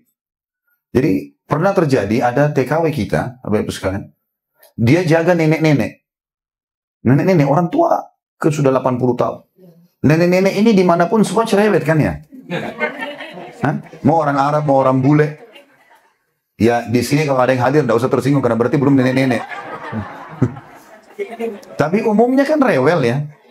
Nah orang kita ini rupanya yang jadi TKW nggak bisa sabar, dimarah-marahin, kotorannya sana sini. Karena jengkel, dia bunuh nenek-nenek ini. Itu kisah nyata. Dibunuh sama dia. Bukan cuma dibunuh, dimutilasi. Dipotong-potong sama dia. Ditaruh di koper. Nenek itu. Dia pikir seperti di Indonesia ini. Saudi mirip seperti di sini, Bapak Ibu sekalian. Saya lihat di sini kadang-kadang sering ada pengecekan polisi ya. Saudi itu kita jalan sedikit, polisi lagi di sana, cek lagi. Cek paspor, cek ini. Jadi nggak bisa sembarangan. Orang mau pindah dari kota ke kota itu harus izin. Kayak kita mau keluar kota tadi ini, dari LA mungkin ke sini nih. Kalau Saudi nggak bisa begini. Ada checkpoint lagi di sana, periksa lagi. Nggak bisa sembarangan. Jadi orang nggak bisa lari-lari di sana. Ketat sekali. Ini dia keluar, dia bawa koper itu. Ini orang kita nih, diwawancarai sampai di TV-TV di Jazirah Arab. Dia bawa koper, dia naik taksi. Di Saudi juga agak asing kalau ada perempuan sendiri naik taksi. Biasanya mereka asing, dianggap kok mau kemana orang ini sendirian. Pasti ada temannya lah, ada anaknya, ada pembantunya, ada ini orang sendirian. Seperti saya tanya, mau kemana? Ya jalan saja. Baiklah jalan, muter-muter lama. Kok ini orang mana tujuannya? Seperti saya berbaik curiga. Tidak tahu kenapa dengan hikmah Allah diberhentiin mobil, dibuka bagasi, dibuka kopernya, ditemukan ada manusia. Lapor ke polisi. Waktu lapor ke polisi, TKW kita apa? Ngaku. Iya, saya memang bunuh dia karena dia cerewet begini-begini. Saya lihat sendiri cuplikannya itu. Dia ngaku. Dan dalam Islam, kalau pelaku sudah memberikan kesaksian dirinya, nggak butuh saksi lain. Sudah nggak ada. Iya, saya membunuh. Udah selesai. Untuk apa saksi? Dia ngakui dirinya sendiri. Saksikan kalau dia tidak mengaku, kan gitu. Dia ngaku. Akhirnya kena kisos. Di kisos. Di Indonesia, kedutaan Saudi di demo. Oh begini, begitu, begini. Dan isunya nih seakan-akan itu ditolimi. Padahal sebenarnya Bapak Ibu sekalian, saya bilang di pengajian saya di Jakarta, dan Bapak Ibu juga dengar sekarang. Saya kalau jadi keluarganya ibu itu, saya bersyukur sama Allah karena dikisos. Tahu kenapa Bapak Ibu sekalian? Karena dengan dikisos, ibu ini selamat dari hisab hari kiamat. Itu poin pertama. Karena kisos ini kan hukum Allah. Sudah dipotong tangannya, sudah dipenggal. Ini berarti sudah tidak kena hukuman dari dosa itu. Secara hukum. Yang kedua, memang kalau ajalnya sudah datang, walaupun dia dipulangkan ke Indonesia pada saat itu, mati. Ajal kalau datang tidak akan diterlambatkan sesaat, tidak akan dilebihkan sesaat. Bukan berarti dia tidak jadi dikisos misalnya, kemudian dia pulang ke Indonesia. Detik itu walaupun di pesawat dia mati. Walaupun dia di Indonesia dia akan mati. Itu konsep dasar agama kita. Kan gitu. Nggak ada pemungkiran masalah itu. Jadi sebenarnya itu kebaikan buat dia. Justru Allah selamatkan dia dihukum dulu di dunia. Kan gitu. Dan di Saudi Bapak Ibu sekalian saya tahu sendiri. Bukan hanya orang asing. Keponakannya Raja Fahad. Pernah ada satu pangeran. Rupanya di rumahnya, di istananya, itu ada informasi, ada khamr, ada minuman keras. Kan tidak boleh. Menerapkan hukum Islam di Saudi, gak ada minuman keras. Di mana-mana gak ada. Maka ketahuan nih, ada satu kelompok, ini ada kementerian khusus di Saudi ya, namanya Hay'a Amil Ma'ruf Nahi Munkar. Jadi, lembaga penegakan yang ma'ruf, pengingkaran terhadap mungkar. Itu kementerian sendiri, ada menterinya. Itu kalau Bapak Ibu lagi umroh atau haji, biasanya dekat Masjid Haram, ada mobil, dia ada di pintunya itu ada lingkaran besar, tulisannya bahasa Arab begitu, Hay'a. Dia kayak ada kerangkengnya, pakai mic biasanya. Kalau waktu sholat dia teriak, sholat, sholat, sholat. Suruh orang sholat semua. Dan dia biasa permalukan orang. Kalau ada yang duduk, kamu yang di atas sana kenapa nggak turun? Sholat, ayo. Dia yang tugasnya keliling ke pasar-pasar. Kalau ada masih toko buka, denda 100.000 real. Makanya di Saudi itu kalau azan nggak ada berani buka toko, tutup semua. Biar kita sudah mau bayar ini, nggak habis sholat, tutup. 100.000 real denda. Atau kalau dia tetap paksakan diri, kalau sekali kena denda 100.000 real, yang kedua kali di blacklist, tidak bisa buka izin usaha sama sekali. Sholat 5 waktu. Dan tidak ada orang berani sentuh barangnya orang, sentuh barang tangannya melayang. Bahaya. Makanya mobil-mobil mewah diparkir pinggir jalan di Saudi nggak ada yang berani sentuh. Di Indonesia kan masih lampu merah, spionnya dipatahin, peleknya diambil. Itu kalau koruptor-koruptor di Indonesia dikasih iklan, yang korupsi dipotong tangannya, berhenti itu. Dengar saja potong tangan sudah takut dia. Tapi karena penjara, habis itu dia bayar, dia keluar lagi, mencuri lagi. Ini jadi masalah. Hukum manusia begitu, hukum Allah berbeda. Ini pangeran Bapak Ibu sekalian. Yang terjadi ini kisah nyata. Di Timur Tengah heboh betul, luar biasa. Waktu masih hidup Raja Fahad. Jadi kakaknya si Salman sekarang ini. Kan sebelumnya ada Abdullah, sebelumnya ada Fahad ya. Yang bangun Masjid Nabawi sama Masjid Haram Mekah beliau. Juga ada banyak Al-Quran. Di Amerika juga banyak dibagi terjemahan bahasa Inggris. Terbitan Raja Fahad, Mujamma' Raja Fahad di Madinah, itu beliau yang punya. Yang jelas Raja Fahad ini punya ponakan, tadi terkenal ada khamar di istananya, dikasih surat peringatan oleh Hay'a ini, kementerian ini kami mau cek, nggak ditanggapi sama dia. 2 kali nggak ditanggapi, 3 kali nggak ditanggapi. Akhirnya kelompok ini mirip sama kita KPK di Indonesia, boleh masuk nyelonong ke rumah orang. Kalau sudah dikasih surat peringatan, tidak mau nyerahkan diri, tidak mau bawa bukti, ya sudah, digerebek rumahnya gitu kan. Datang waktu salah satu anggota HIA ada yang masuk dari pintu gerbang, rupanya security-nya larang, dia naik tembok. Orang ini naik tembok. Begitu naik tembok, dia turun, rupanya dia turun pas di depan kamar tidurnya si pangeran ini. Dia lihat ada orang naik, ditembak sama dia. Mati di tempat orang itu. Ya, mati di tempat. Ditelitilah oleh pemerintah Saudi, ditemukan bunuh secara sengaja. Kenapa bunuh orang? Dan dia pakai baju resmi, baju tugas, HIA. Dan sudah ada bukti surat 3 kali sampai ke istana nggak mau diperlihatkan. Pangeran ini kena kisos. Kena kisos. Ibunya pangeran ini kakaknya Raja Fahad. Dan ini ponakannya langsung raja. Bapak Ibu tahu, ini kisah nyata. Sampai saya disampaikan sama Dr. Saleh Suhaimi, salah satu guru kami di Madinah. Beliau sampai sekarang masih hidup dan ngajar di Masjid Nabawi. Salah satu istri beliau orang Indonesia, orang kita. Murid saya kebetulan. Jadi beliau cerita, dia bilang, Khalid, sampaikan cerita ini. Karena orang banyak tidak tahu. Orang berpikir negatif karena memang persepsinya selalu dibuat negatif di luar. Karena satu-satunya negara yang masih menerapkan hukum Islam, ya ini yang tertinggal. Gitu kan. Di sana ada Mekah Madinah. Kalau kita sorotin, ya kita sorotin berarti agama kita. Kan gitu. Maka dia bilang, ini kisahnya, kisah nyatanya. Maka kena kisos. Iklanin satu Saudi, Pangeran Fulan bin Fulan. Bawa namanya Al-Su'ud, keluarganya Su'ud. Keluarganya raja ini. Saudi kan itu dari keluarga Su'ud, keluarga kerajaan. Jadi Al-Su'ud, keluarga ini. Telah membunuh, menembak secara sengaja, begini, kena kisos. Bapak Ibu tahu, dalam kisahnya, Raja Fahad sampai kirim surat khusus kepada ayahnya anak yang ditembak itu. Tolong maafkan. Minta dia, denda berapa saya bayar. Maafin ponakan saya. Apa kata ayahnya? Orang ini masyarakat biasa, orang Badui. Dia bilang, tidak bisa demi Allah. Nyawa, balas nyawa. Siapa suruh dia bunuh anak saya? Harus dipenggal juga. Itu heboh di koran-koran di Saudi, ribut semua ini. Ini pangeran, bukan sembarangan. Maka setelah itu kena kisos. Kakaknya Raja Fahad, ibunya anak ini nangis-nangis. Minta supaya dimaafin. Gak bisa. Nyawa anak saya sama nyawa. Bapak Ibu tahu hari Jumat diiklanin. Di Riyadh. Akan dikisos. Ya. Raja Pangeran datangkan kayak tadi 3. Mobil kriminal, mobil ambulan, mobil pengadilan. Putar begini. Di sana ayahnya si anak yang dibunuh. Ini pangerannya sudah pakai kain hitam, angklungjo, sudah ngangkat pedang. 1 kali tidak dimaafin, 2 kali tidak dimaafin, 3 kali tidak dimaafin. Orang semua yakin pangerannya sudah mau mati. Pas dia angkat pedang terakhir, ayahnya anak itu angkat tangan. Dimaafin sama dia. Oh, semua media datang. Kenapa bapak baru maafin sekarang? Dia bilang kalau saya maafin kemarin-kemarin, dia tidak ambil pelajaran tuh pangeran. Ini shock terapi luar biasa. Sudah yang terakhir, sudah tinggal ayunin pedang. Bukan langkah pertama, gitu kan? Dan dia bilang apa? Demi Allah saya tidak mau terima 1 rupiah pun diahnya. Dendanya saya nggak butuh, nggak usah. Biar jadi pelajaran. Anak saya sudah mati syahid di jalan Allah. Itu terjadi. Dan Raja Salman pun sekarang kan mengkisos keponakannya. Sudah dengar ceritanya? Kan Raja Salman sekarang ponakannya begitu. Yang buat kesalahan kan dikisos, dipenggal, di Riyadh. Bapak Ibu kalau ketik di YouTube proses hukuman kisos kepada pangeran ponakannya Raja Salman, ada. Terjadi. Jadi di Saudi itu tidak ada main-main. Mau keluarga raja, mau masyarakat biasa, semua dihukum. Dan ini banyak orang kita tidak tahu. Gitu. Satu sisi yang lain Bapak Ibu sekalian, Saudi itu negara yang menerapkan Islam dan ada tempat lahirnya Nabi SAW Mekah, ada Madinah tempat meninggalnya Nabi Muhammad SAW. Tapi juga ada kelebihan dan kekurangan. Kita perlu garis bawahi satu hal dulu. Fase kehidupan Nabi Muhammad SAW di Madinah 10 tahun terakhir sebelum beliau meninggal di Madinah itu tolok ukur masyarakat Muslim. Ada 4 golongan manusia di situ di zaman Nabi Muhammad SAW ya. Yang pertama ada orang kafir.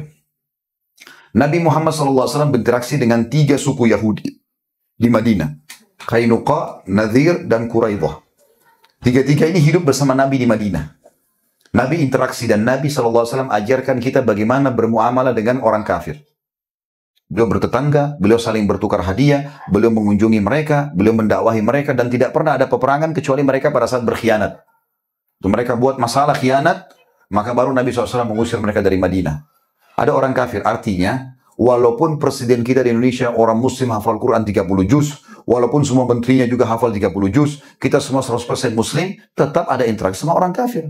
Oh, kenapa Saudi interaksi sama Amerika? Ya akhi, memang orang berinteraksi sama orang kafir. Nabi SAW interaksi sama mereka. Siapa yang larang? Oh, saya nggak mau makan produknya orang kafir. Kalau orang Islam belum punya? Oh, dari mana? Kan nggak mungkin. Indonesia itu ada begitu. Ayo kita berhenti boikot semua. Mana gantinya? gantiin, gitu kan? Karena Nabi SAW tetap bermuamalah sama mereka, ini harus difahami. Nggak boleh cuma fanatisme buta gitu kan. Yang kedua, ada orang-orang munafik. Di zaman Nabi Muhammad SAW ini ada orang munafik, Bapak Ibu sekalian. Pimpinannya namanya Abdullah bin Abi Salul. Namanya Abdullah. Orang munafik, pura-pura Islam. Tapi namanya Abdullah. Ciri-cirinya adalah setiap kali agama Allah ini bilang A, dia bilang B. Allah bilang halal, dia bilang haram. Allah bilang haram, dia bilang halal. Ini masalah ini. Kalau kita temukan orang begini, jangan terpengaruh dengan namanya. Biar namanya Yusuf, namanya Muhammad, nama nggak berpengaruh. Sifatnya sama dengan orang munafik di zaman Nabi. Zaman Nabi namanya Abdullah. Dan di Indonesia banyak di negara kita orang munafik. Pura-pura Islam. Cirinya benci Islam. Islam bilang, enggak mau, tolak. Ini gimana caranya? Tapi ada di zaman Nabi, jangan heran. Yang ketiga, ada ahli maksiat. Di zaman Nabi Muhammad SAW, Bapak Ibu sekalian, ada orang berzina dirajam. Ada orang mencuri dipotong tangannya. Ada orang berbohong dicambuk. Ada. Coba baca histori sejarah Nabi. Bapak Ibu kalau ikuti di YouTube ceramah saya, ada tentang sirah Nabi sudah 42 episode. Itu rentetan histori Nabi dari pertama sebelum Nabi lahir sampai Nabi SAW meninggal. Ini kita lihat dalam kehidupan beliau ada sahabat-sahabat yang mabuk, dicambuk, ada yang bohong, dicambuk, yang sebarin fitnah bohong tentang Aisyah berzina. Radhiyallahu anha, dikenal dengan kisah ifk. Dalam surah An-Nur Allah turunkan dijelaskan itu. Maka ada. Berarti walaupun presiden kita muslim, adil, semuanya menerapkan hukum Islam, menterinya semua hafal Quran, sahabat muslim, tetap ada ahli maksiat. Gak bisa dipungkiri ini. Jadi gak bisa hilang itu. Karena di zaman Nabi aja ada. Kan gitu. Masa kita lebih baik daripada Nabi kan tidak mungkin. Tapi ada golongan keempat, golongan orang beriman. Dan ini yang mendominasi. Sehingga tiga kelompok ini tidak leluasa berbuat kesalahan. Nah ini gambaran tentang masyarakat Islam sebenarnya. Harusnya difahami itu ya. Nah banyak orang tidak paham ini sehingga mereka memaksakan hal-hal yang melampaui batas. Kenapa di Saudi masih ada orang yang salah? Masih ada, itu di zaman Nabi saja ada orang salah. Wajar. Kenapa Indonesia negara mayoritas Muslim, tapi masih ada orang yang begini dan begitu? Ya, di zaman Nabi juga ada. Bapak Ibu pernah baca nggak kisah Umar bin Khattab? Orang yang sangat tegas. Tahu Bapak Ibu di zaman kerajaan beliau dari 10 tahun itu, tahun 13 sampai tahun 23, di akhir tahun 23 sebelum meninggal, beliau kirim surat kepada gubernurnya di Irak, namanya Bajala bin Abda. Seorang ulama tabi'in. Tulis suratnya apa? Kata Bajala, datang surat Umar bin Khattab kepada kami setahun sebelum beliau meninggal, suruh penggal lehernya semua penyihir laki-laki dan perempuan. Penyihir semua nggak boleh hidup. Hukum. Kalau kedapatan kepergok melakukan perbuatan, hukum. Dan perlu garis bawahi Bapak Ibu sekalian ya, kepergok ini harus syarat. Kalau orang tidak kepergok berbuat, tidak ada hukum padanya. Itu Islam. Kepergok berzina, kepergok mencuri, kepergok baru bisa dihukum. Jadi tidak dalam Islam, Bapak Ibu pernah buat zina, datang ke Ustadz, Kiai, saya pernah berzina. Gak usah buat pengakuan. Antara Bapak Ibu sama Allah. Gak usah dibuka-buka. Kalau Allah masih tutupin, gak usah dibuka. Sekarang ke depan, Islam gak lihat masa lalu seseorang. Umar bin Khattab dulu benci sekali sama Islam. Tapi Islam tidak lihat itu, lihat dia sekarang. Gitu kan? Seperti itulah. Maka di zaman Umar bin Khattab yang sangat tegas dengan hukum, banyak penyihir laki-laki dan perempuan menyebar. Maka jangan heran di Indonesia banyak dukun. Ya kan? Cuma nggak boleh dibiarkan. Nggak boleh dibiarkan, nggak boleh dijadikan sebagai teman. Ya, seperti kita misalnya dia iklanin di koran lah, apalah segala macam. Jangan dibiarin. Harus dilarang gitu kan? Karena memang tidak boleh. Seperti itulah memahaminya. Jadi kita harus jeli dalam memahami hal-hal seperti ini Bapak Ibu sekalian. Jangan salah. Tidak boleh salah dalam memahami ini. Ya. Tentu ada lebih, ada kurangnya. Yang jelas seperti itulah.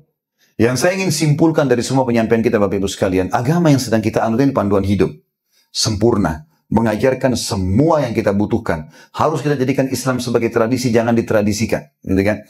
Jangan tradisi yang diislamkan. Jadi cara makan, cara pakaian, cara bergaul, cara berteman Islam. Bapak Ibu yang ada di Amerika ini, saya sangat yakin kalau Bapak Ibu menjalankan Islam yang benar, jadi contoh bagi orang, bisa menjadi penyebab orang dapat hidayah. Dan itu kesempatan yang luar biasa. Akhlak yang baik, tutur kata yang santun, berbagi, menjenguk orang sakit. Ya, saya subhanallah kemarin di LA sama panitia jalan, ada orang-orang miskin di pinggir jalan, orang non muslim ya, orang miskin di jalan yang tinggal di kemah-kemah. Terus saya bilang, akhi, ini orang minta-minta, bantu. Dia sempat tanya saya, Ustaz, kita bantu orang non-muslim? Oh iya, bantu. Kasih. Nggak ada bedanya muslim sama non-muslim kalau kita bantu. Kata Nabi SAW, khairun nasi anfa'um linnas. Muslim yang paling baik bagi orang lain. Sering memberi, kasih. Berapa banyak kisah orang non-Muslim dibantu, gitu kan? Mereka hanya masuk Islam. Mereka masuk Islam. Sisi yang lain sebagai penutup bahasan kita Bapak Ibu sekalian. Setelah panjang lebar kita jelaskan tentang hikmah hukum-hukum syariat. Yang masuk ke agama Islam ini, orang-orang pintar Bapak Ibu sekalian. Yang masuk ke Islam, orang pintar. Yang murtad dari Islam, orang-orang, bukan saya bilang loh, Bapak yang bilang. Loh, itu faktanya. Ya. Kita temukan orang yang masuk Islam, ilmuwan, ya, dokter, ada dokter, beda, gelar dokter. Titel akademik dari sisi selain titel kedokteran. Dokter, orang yang mengobatin orang. Insinyur, banyak. Yang masuk Islam ini orang-orang cerdas. Yang murtad dari Islam memang orang-orang yang bodoh. Emang itu faktanya. Mereka kena susah, dikasih uang, dikasih baju, murtad. Orang kalau belajar sedikit saja Islam, Bapak Ibu sekalian, subhanallah, biar nggak sholat, disuruh murtad nggak mau. Itu faktanya ya. Pindah agama, nggak orang mau pindah agama. Walaupun dia belum sholat. Kalau Islam dijelekin, panas dia. Mau bela. Itu fitrahnya Islam. Berarti ada kebenaran di situ ya. Saya kasih contoh-contoh. Ada seorang profesor ahli penyakit kulit di Muay Thai di Thailand. Ini kalau tidak salah juga disebutkan kisahnya oleh Dr. Zakir Naik masalah ini. Saya sebutkan sekarang dalam bahasa Indonesia supaya Bapak Ibu mungkin bisa lebih renungi lah. Yang jelas orang ini dia kebetulan profesor dalam spesialis penyakit kulit. Setiap tahun dia buat seminar. Seluruh dokter spesialis kulit dunia diundang. Datang semua. Begitu datang, dia selalu tiap tahun dapat penghargaan karena selalu ada penemuan baru. Ya. Tahun itu kebetulan, ini kisah mungkin sekitar 7-8 tahun yang lalu. Dia bilang, saya baru menemukan dengan teknologi canggih, ternyata yang memberikan rasa sakit pada tubuh manusia, itu adanya urat-urat saraf yang sensitif, yang melengket di kulit manusia. Kan dia spesialis kulit. Jadi dia bilang, di bawah kulit manusia ini ada urat-urat saraf. Kalau ini hilang, tidak berfungsi lagi, maka orang tidak rasa sakit lagi. Termasuk kalau Bapak Ibu rasa kram, ya, kalau pas lagi kram, itu biar kita tepuk-tepuk gak sakit kan? Karena yang jadi masalah yang sedang kejang itu urat saraf kita itu. Nah kalau orang dibius, yang dibius itu sebenarnya penundukan urat saraf itu. Makanya setelah itu dibedah, dikorek-korek dalamnya, dimasukin apalah, diganti jantungnya, ya rasa sakit. Karena urat ini sudah tidak ada. Dia kasih contoh, dia bilang, kalau ada orang kena luka bakar, dan kena luka bakar misalnya di tangannya, kemudian urat saraf itu terbakar, maka yang ada di bawah urat saraf itu dari dagingnya biar diiris nggak sakit. Dia kasih contoh, ada orang kena luka bakar tangannya, kemudian dipastikan kulitnya terbakar sama urat saraf. Dia ambil pisau bedah digaris. Orang itu nggak rasa sakit. Bagian dalam tubuhnya. Karena sakit itu cuma ada di sini. Orang semua bersorak-sorak. Penemuan yang luar biasa nih. Dalam ilmu kedokteran, ini luar biasa. Maka kebetulan ada dokter muslim di situ yang hadir dari Mesir. Orang ini kebetulan selain dokter, sering ikut pengajian dari ulama-ulama. Jadi faham agama. Dia angkat tangan, dia bilang, Profesor, maaf sebentar. Kalau itu penemuan Anda yang tercanggih sekarang, saya ingin mempertemukan penemuan Anda ini dengan Al-Quran. Dan perlu Anda tahu, Al-Quran sudah membuktikan ini 1400 tahun yang lalu. Kaget orang ini. Dia kebetulan pakai alat tercanggih di zaman sekarang, baru tahu itu. Dan dia profesor. Gitu kan. Maka kata dia, mana buktinya? Diambil Al-Quran terjemahan bahasa Inggris, dibawa ke podium. Ini silakan buka. Bapak Ibu juga bisa kembali nanti di rumah atau membuka sekarang surah An-Nisa ayat 56. Itu tentang ahli neraka ya. Allah bilang begini, A'udzubillahi minasyaitonirrajim, kullama nadidat juluduhum baddalnahum juludan ghaira liyadzuqul azab. Setiap kali penghuni neraka itu kulit mereka terbakar, kata Allah, kami ganti dengan kulit yang baru agar mereka merasakan rasa sakit yang baru. Perhatikan ayat ini ya. Setiap kali kulit mereka terbakar, bukan dagingnya sama tulangnya. Kulit mereka sudah terbakar, kami ganti dengan kulit yang baru. Tujuannya apa? Agar mereka merasakan rasa sakit yang baru. An-Nisa 56, nanti bisa kembali. Waktu profesor itu baca, netesin air mata dia. Ini ternyata ada dalam Al-Quran. 1400 tahun yang lalu ini. Bukan baru sekarang. Maka dia bilang di atas podiumnya, pandu saya masuk ke agamamu. Nggak mungkin ini ajaran manusia. Masuk Islam di depan para ilmuwan. Jadi subhanallah, fakta lapangan yang masuk ke agama kita ini orang cerdas Bapak Ibu sekalian. Jangan kita sudah ada di dalam, kitanya jadi bodoh. Karena nggak belajar. Nggak tahu mana halal, mana haram, tidak diterapin. Orang dari luar aja belajar gitu kan. Seperti itu. Ada seorang insinyur dari Jerman, arsitek, masuk Islam gara-gara Al-Quran.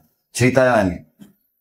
Jadi dia rupanya terkenal sekali insinyur ini, suka buat gambar, tapi dia mengkombinasikan antara literatur kuno bagi dia dan literatur modern. Dan dia sering gambar. Salah satu literatur kuno menurut dia Al-Quran. Dia carilah bangunan-bangunan dalam Al-Quran seperti kaum Thamud, kaum Ad, kaumnya Nabi Saleh, kaumnya Nabi Shu'aib, kaumnya Nabi Hud, ya, Fir'aun, piramida. Satu waktu dia bilang, saya ingin cari dalam Al-Quran bangunan modern, bangunan masa depan. Dia bacalah ayat tentang surga.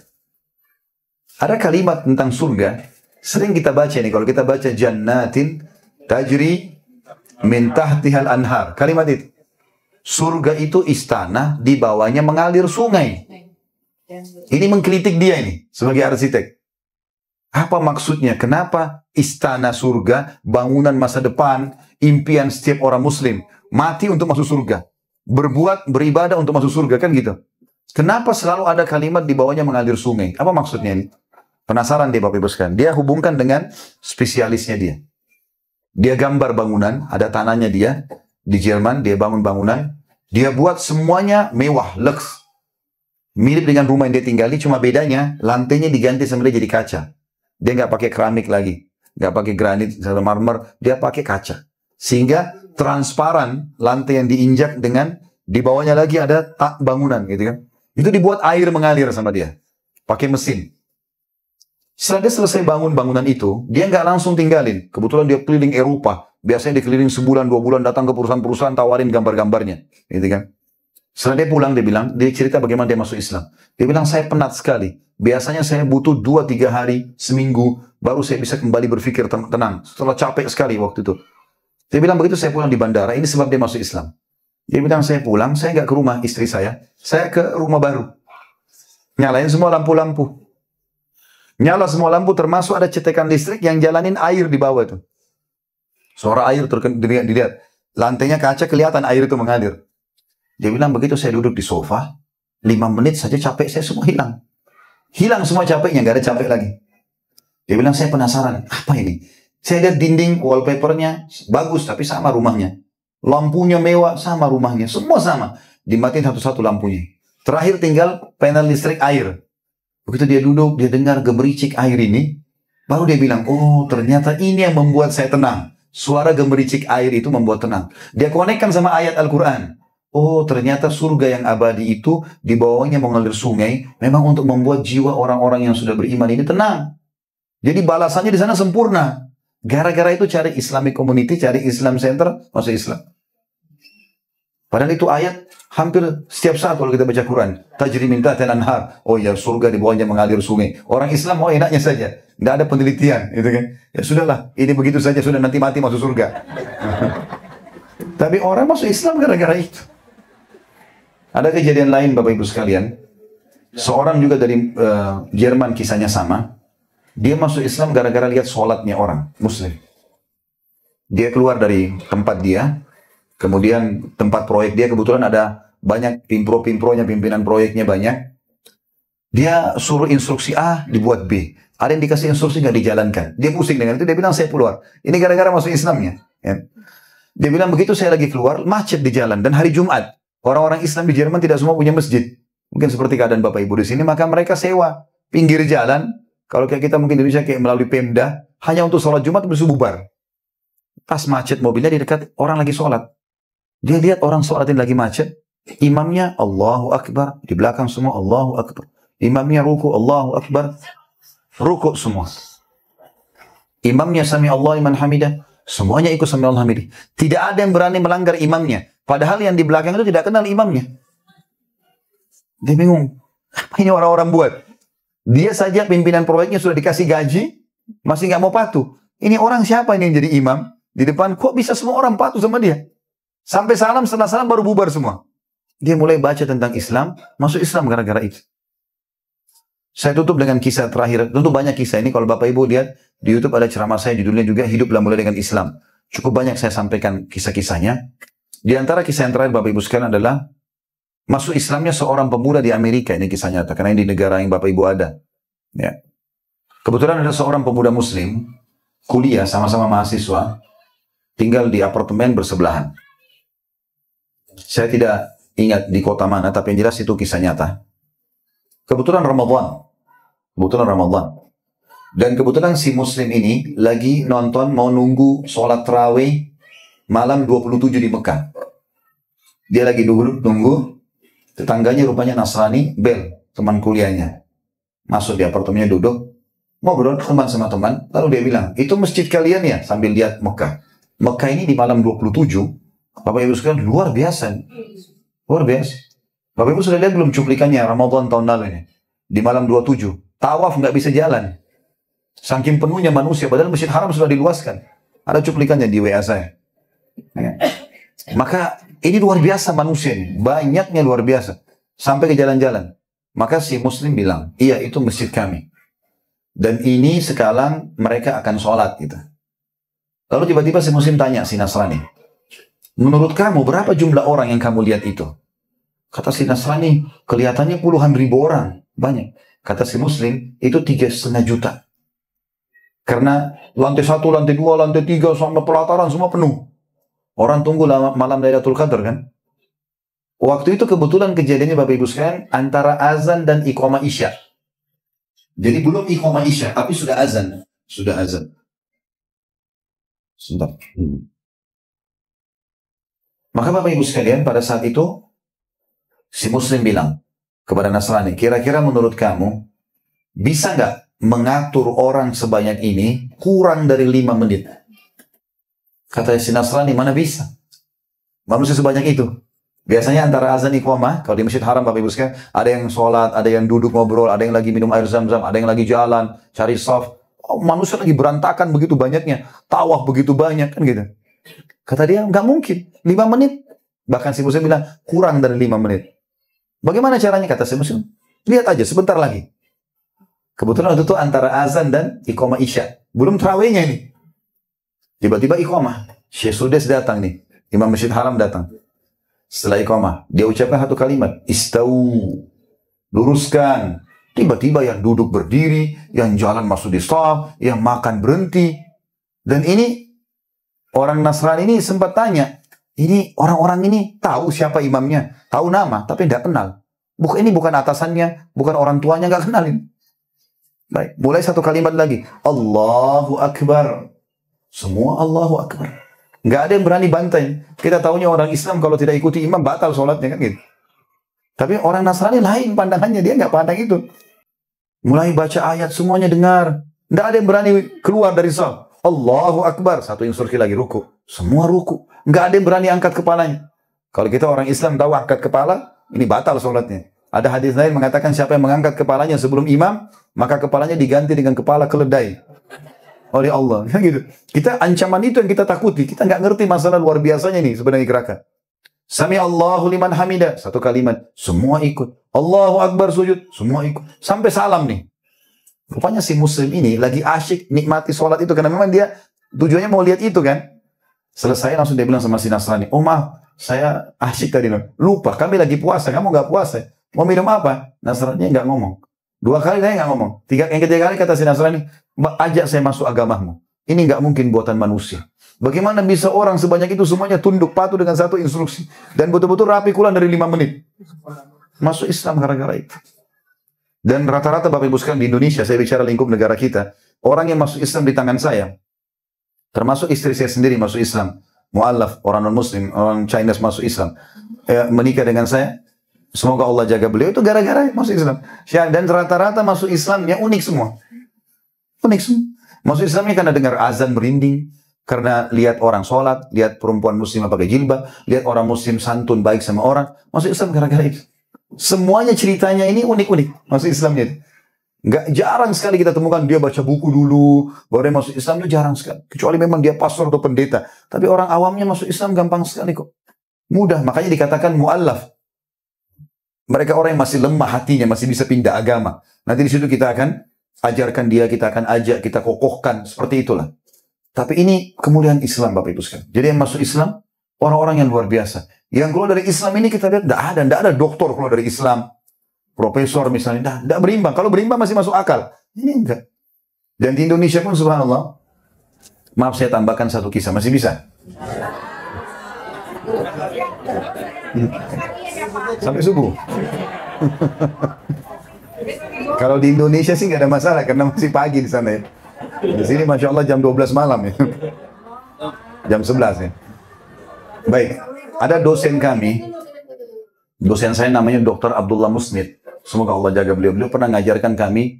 Waktu itu saya kuliah tahun 94 sampai 98, 4 tahun. S1, beliau ngajar di tahun tingkat terakhir kuliah, di tahun 98. Mengajarnya itu materinya namanya Hadir Alam Islami. Kondisi keadaan negara-negara Islam. Salah satu dia cerita tentang Indonesia. Saya pun tidak tahu tentang kisah itu. Beliau bilang, di sini ada dari Indonesia. Nah, ini Khalid dari Indonesia sama teman-teman. Beliau kenal betul, kenal baik sama saya. Dia bilang, sudah tahu belum di negara kamu itu ada terjadi sesuatu? Saya bilang, apa itu Syekh? Gitu kan. Syekh itu kita panggil kayak guru dosen ya. Apa itu? Dia cerita, dia bilang, sampai kepada kami berita dan itu kisah nyata. Katanya di salah satu perkampungan Indonesia, entah di mana itu ya. Bahasa beliau, saya juga tidak tahu itu. Beliau bilang di sana pernah ada terjadi, ada satu pastor yang ditugaskan dan digaji oleh Vatikan itu untuk mengkristenkan kampung itu. Maka dia terus saja membawa sumbangan segala macam sembako. Biasa kita di Indonesia bagi-bagi sembako, Indomie, gula segala macam. Sampai orang-orang kampung itu mau pergi ke gereja. Dan dia caranya, dia ajak, kalau mau dapat gratis silakan, tapi ambilnya di gereja ya. Dan dibagi pas hari Minggu. Jadi mau tidak mau mereka dengar nyanyi-nyanyi dulu, baru kemudian bagi. Lama-lama diajak nyanyi, tidak usah pindah Kristen, tapi nyanyi-nyanyi saja. Orang ini rupanya foto nih dikirim ke Vatikan. Nih, satu kampung ini bisa menyanyi-nyanyi Kristen, juga bisa murtad gitu. Ini sudah murtad nih. Dikirim fotonya pakai kopiah hitam, ibu-ibunya pakai jilbab masuk ke gereja. Satu kampung. Akhirnya Vatikan utusan khusus datang ke Indonesia. Dilihat, dikumpulin semua, coba suruh nyanyi, nyanyi semua, hafal lagu gereja. Karena setiap minggu dapat beras. Jadi hafal. Kata utusan Vatikan ini kisah beliau ya, saya tidak tahu ini. Tapi mudah-mudahan kata beliau ini bisa benar. Dia bilang, akhirnya si orang utusan Vatikan ini bilang, supaya sebagai bentuk gembira, ini kegembiraan, kita bagikan kertas pada seluruh masyarakat ini, suruh tulis apa yang dia mau. Kita kasih semua, mau sapi, mau tanah, mau apa kasih. Anehnya pada saat dikumpulin kertas, semuanya tulis, saya mau haji.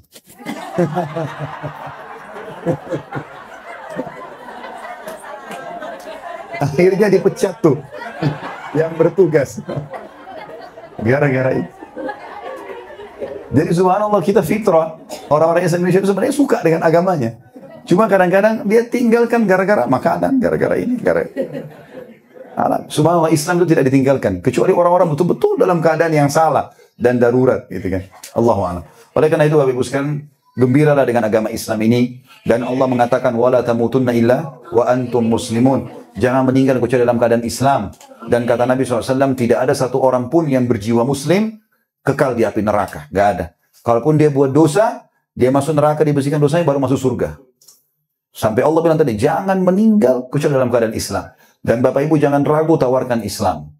Tawarkan saja. Cara tawarkan, bagaimana pendapat kamu tentang Islam? Sudah pernah dengar belum? Lalu ajak dialog di agama kita. Gak usah jadi Ahmad Didat, Zulkifli Zakir Naik harus hafal kitab mereka. Sulit. Ajak sederhana. Saya berapa kali orang masuk Islam di tangan saya cuma itu saja kok. Bagaimana pendapat tentang Islam? Dia sebutkan, saya luruskan. Masuk Islam gara-gara itu. Kan tidak susah gitu kan. Dan kalau orang mau masuk Islam, jangan dikasih kitab tebal dulu ya.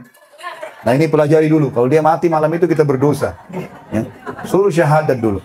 Masalah nanti dia belajar itu nanti. Yang penting syahadat. 1 menit lagi mati masuk surga itu. Tapi kalau kita tunda kita penyebabnya. Pernah ada soalnya gitu di Indonesia. Ada satu anak muda datang kepada saya. Waktu itu ada pengajian di, saya nginap di satu hotel di Makassar. Kemudian dia bawa, Ustaz ini teman saya sudah lama masuk Islam dari tahun lalu. Terus kenapa nggak syahadat akhi? Saya suruh pelajari dulu, dikasih kitab tebal. Saya bilang ini orang kalau meninggal, kamu tanggung jawab ini.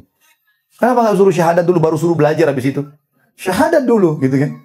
Syahadat dulu, harusnya begini. Paman saya pernah tinggal di Amerika ini, cukup lama. Bapak Ibu sekalian, beliau ngambil masternya di bidang penerbangan. Kebetulan S1-nya di Mesir, S2-nya ngambil di sini. Ini cerita lelucon saja, beliau menceritakan tentang temannya dari Dubai. Tinggal sama-sama di Amerika. Dia bilang setiap pagi sering sarapan sama paman saya. Ini cerita beliau ya. Allahu a'lam masalah kebenarannya, tapi beliau cerita dan saya percaya pada paman saya. Beliau bilang teman saya ini selalu bilang kalau habis sarapan, hari ini saya baru masuk Islam kan banyak anak-anak Amerika. Kata paman saya, bagaimana ceritanya? Dia bilang, kalau saya lagi menuju ke semua kamu ini, saya bilang sama anak-anak kecil di pinggir jalan, follow me. Sudah ikut, asyhadu, Allah ilaha illallah. Sudah syahadat semua, nah sudah muslim. Jadi dia bilang, saya tiap hari masukkan Islam banyak orang nih. Tapi itu cerita beliau, Allah alam. Yang jelas, apa yang sekalian, ini agama perlu disebarkan, perlu diterapkan. Dan kadang-kadang subhanallah, apa yang kita terapkan dari Islam itu menjadi contoh dan sudah cukup menjadi hidayah orang lain. Jadi jangan ragu dengan itu, dan terapkanlah Islam sebagai panduan hidup. Jangan setengah-setengah, nikmati semua halalnya, kerjakan semua perintahnya, tinggalkan larangannya. Baru kita bisa merasakan kenikmatan Islam. Allahu a'lam. Kita tutup dengan berdoa kepada Allah SWT. Semoga majelis kita diberkahi olehnya dan dijadikan sebagai tambahan amal kita pada hari kiamat. Kita berharap dengan kemahamurahan Allah, seluruh amal yang pernah kita kerjakan dan akan kita kerjakan sampai menjelang ajal datang nanti diterima dengan pahala yang sempurna. Semoga seluruh dosa tidak terkecuali yang pernah kita kerjakan, terutama yang hadir dalam pengajian kita ini, sekecil sampai sebesar apapun diganti dengan kemahamurahan Allah menjadi pahala. Semoga negara kita Indonesia tercinta menjadi negara yang aman, tentram, damai. Seluruh rezekinya dibukakan oleh Allah dan seluruh utangnya dilunasi dengan kemahasempurnaannya dan kemahamurahannya Allah. Dan semoga seluruh pemimpin negara kita diberikan hidayah, petunjuk, sehingga mereka bisa menjalankan tugas-tugas mereka dan mereka mendapatkan pahala maksimal dan juga lepas dari tanggung jawab hari kiamat. Dan seluruh masyarakat Indonesia secara khusus, muslim atau non-muslim, semuanya mendapatkan hak mereka penuh, yang sudah Allah SWT wajibkan dari pemerintahnya. Dan semoga umat Islam selalu berada di bawah naungan ukhuwah Islamiyah, diangkat perselisihan di antara mereka, dan juga Allah SWT mudahkan mereka ibadah kembali kepada Al-Quran dan Sunnah.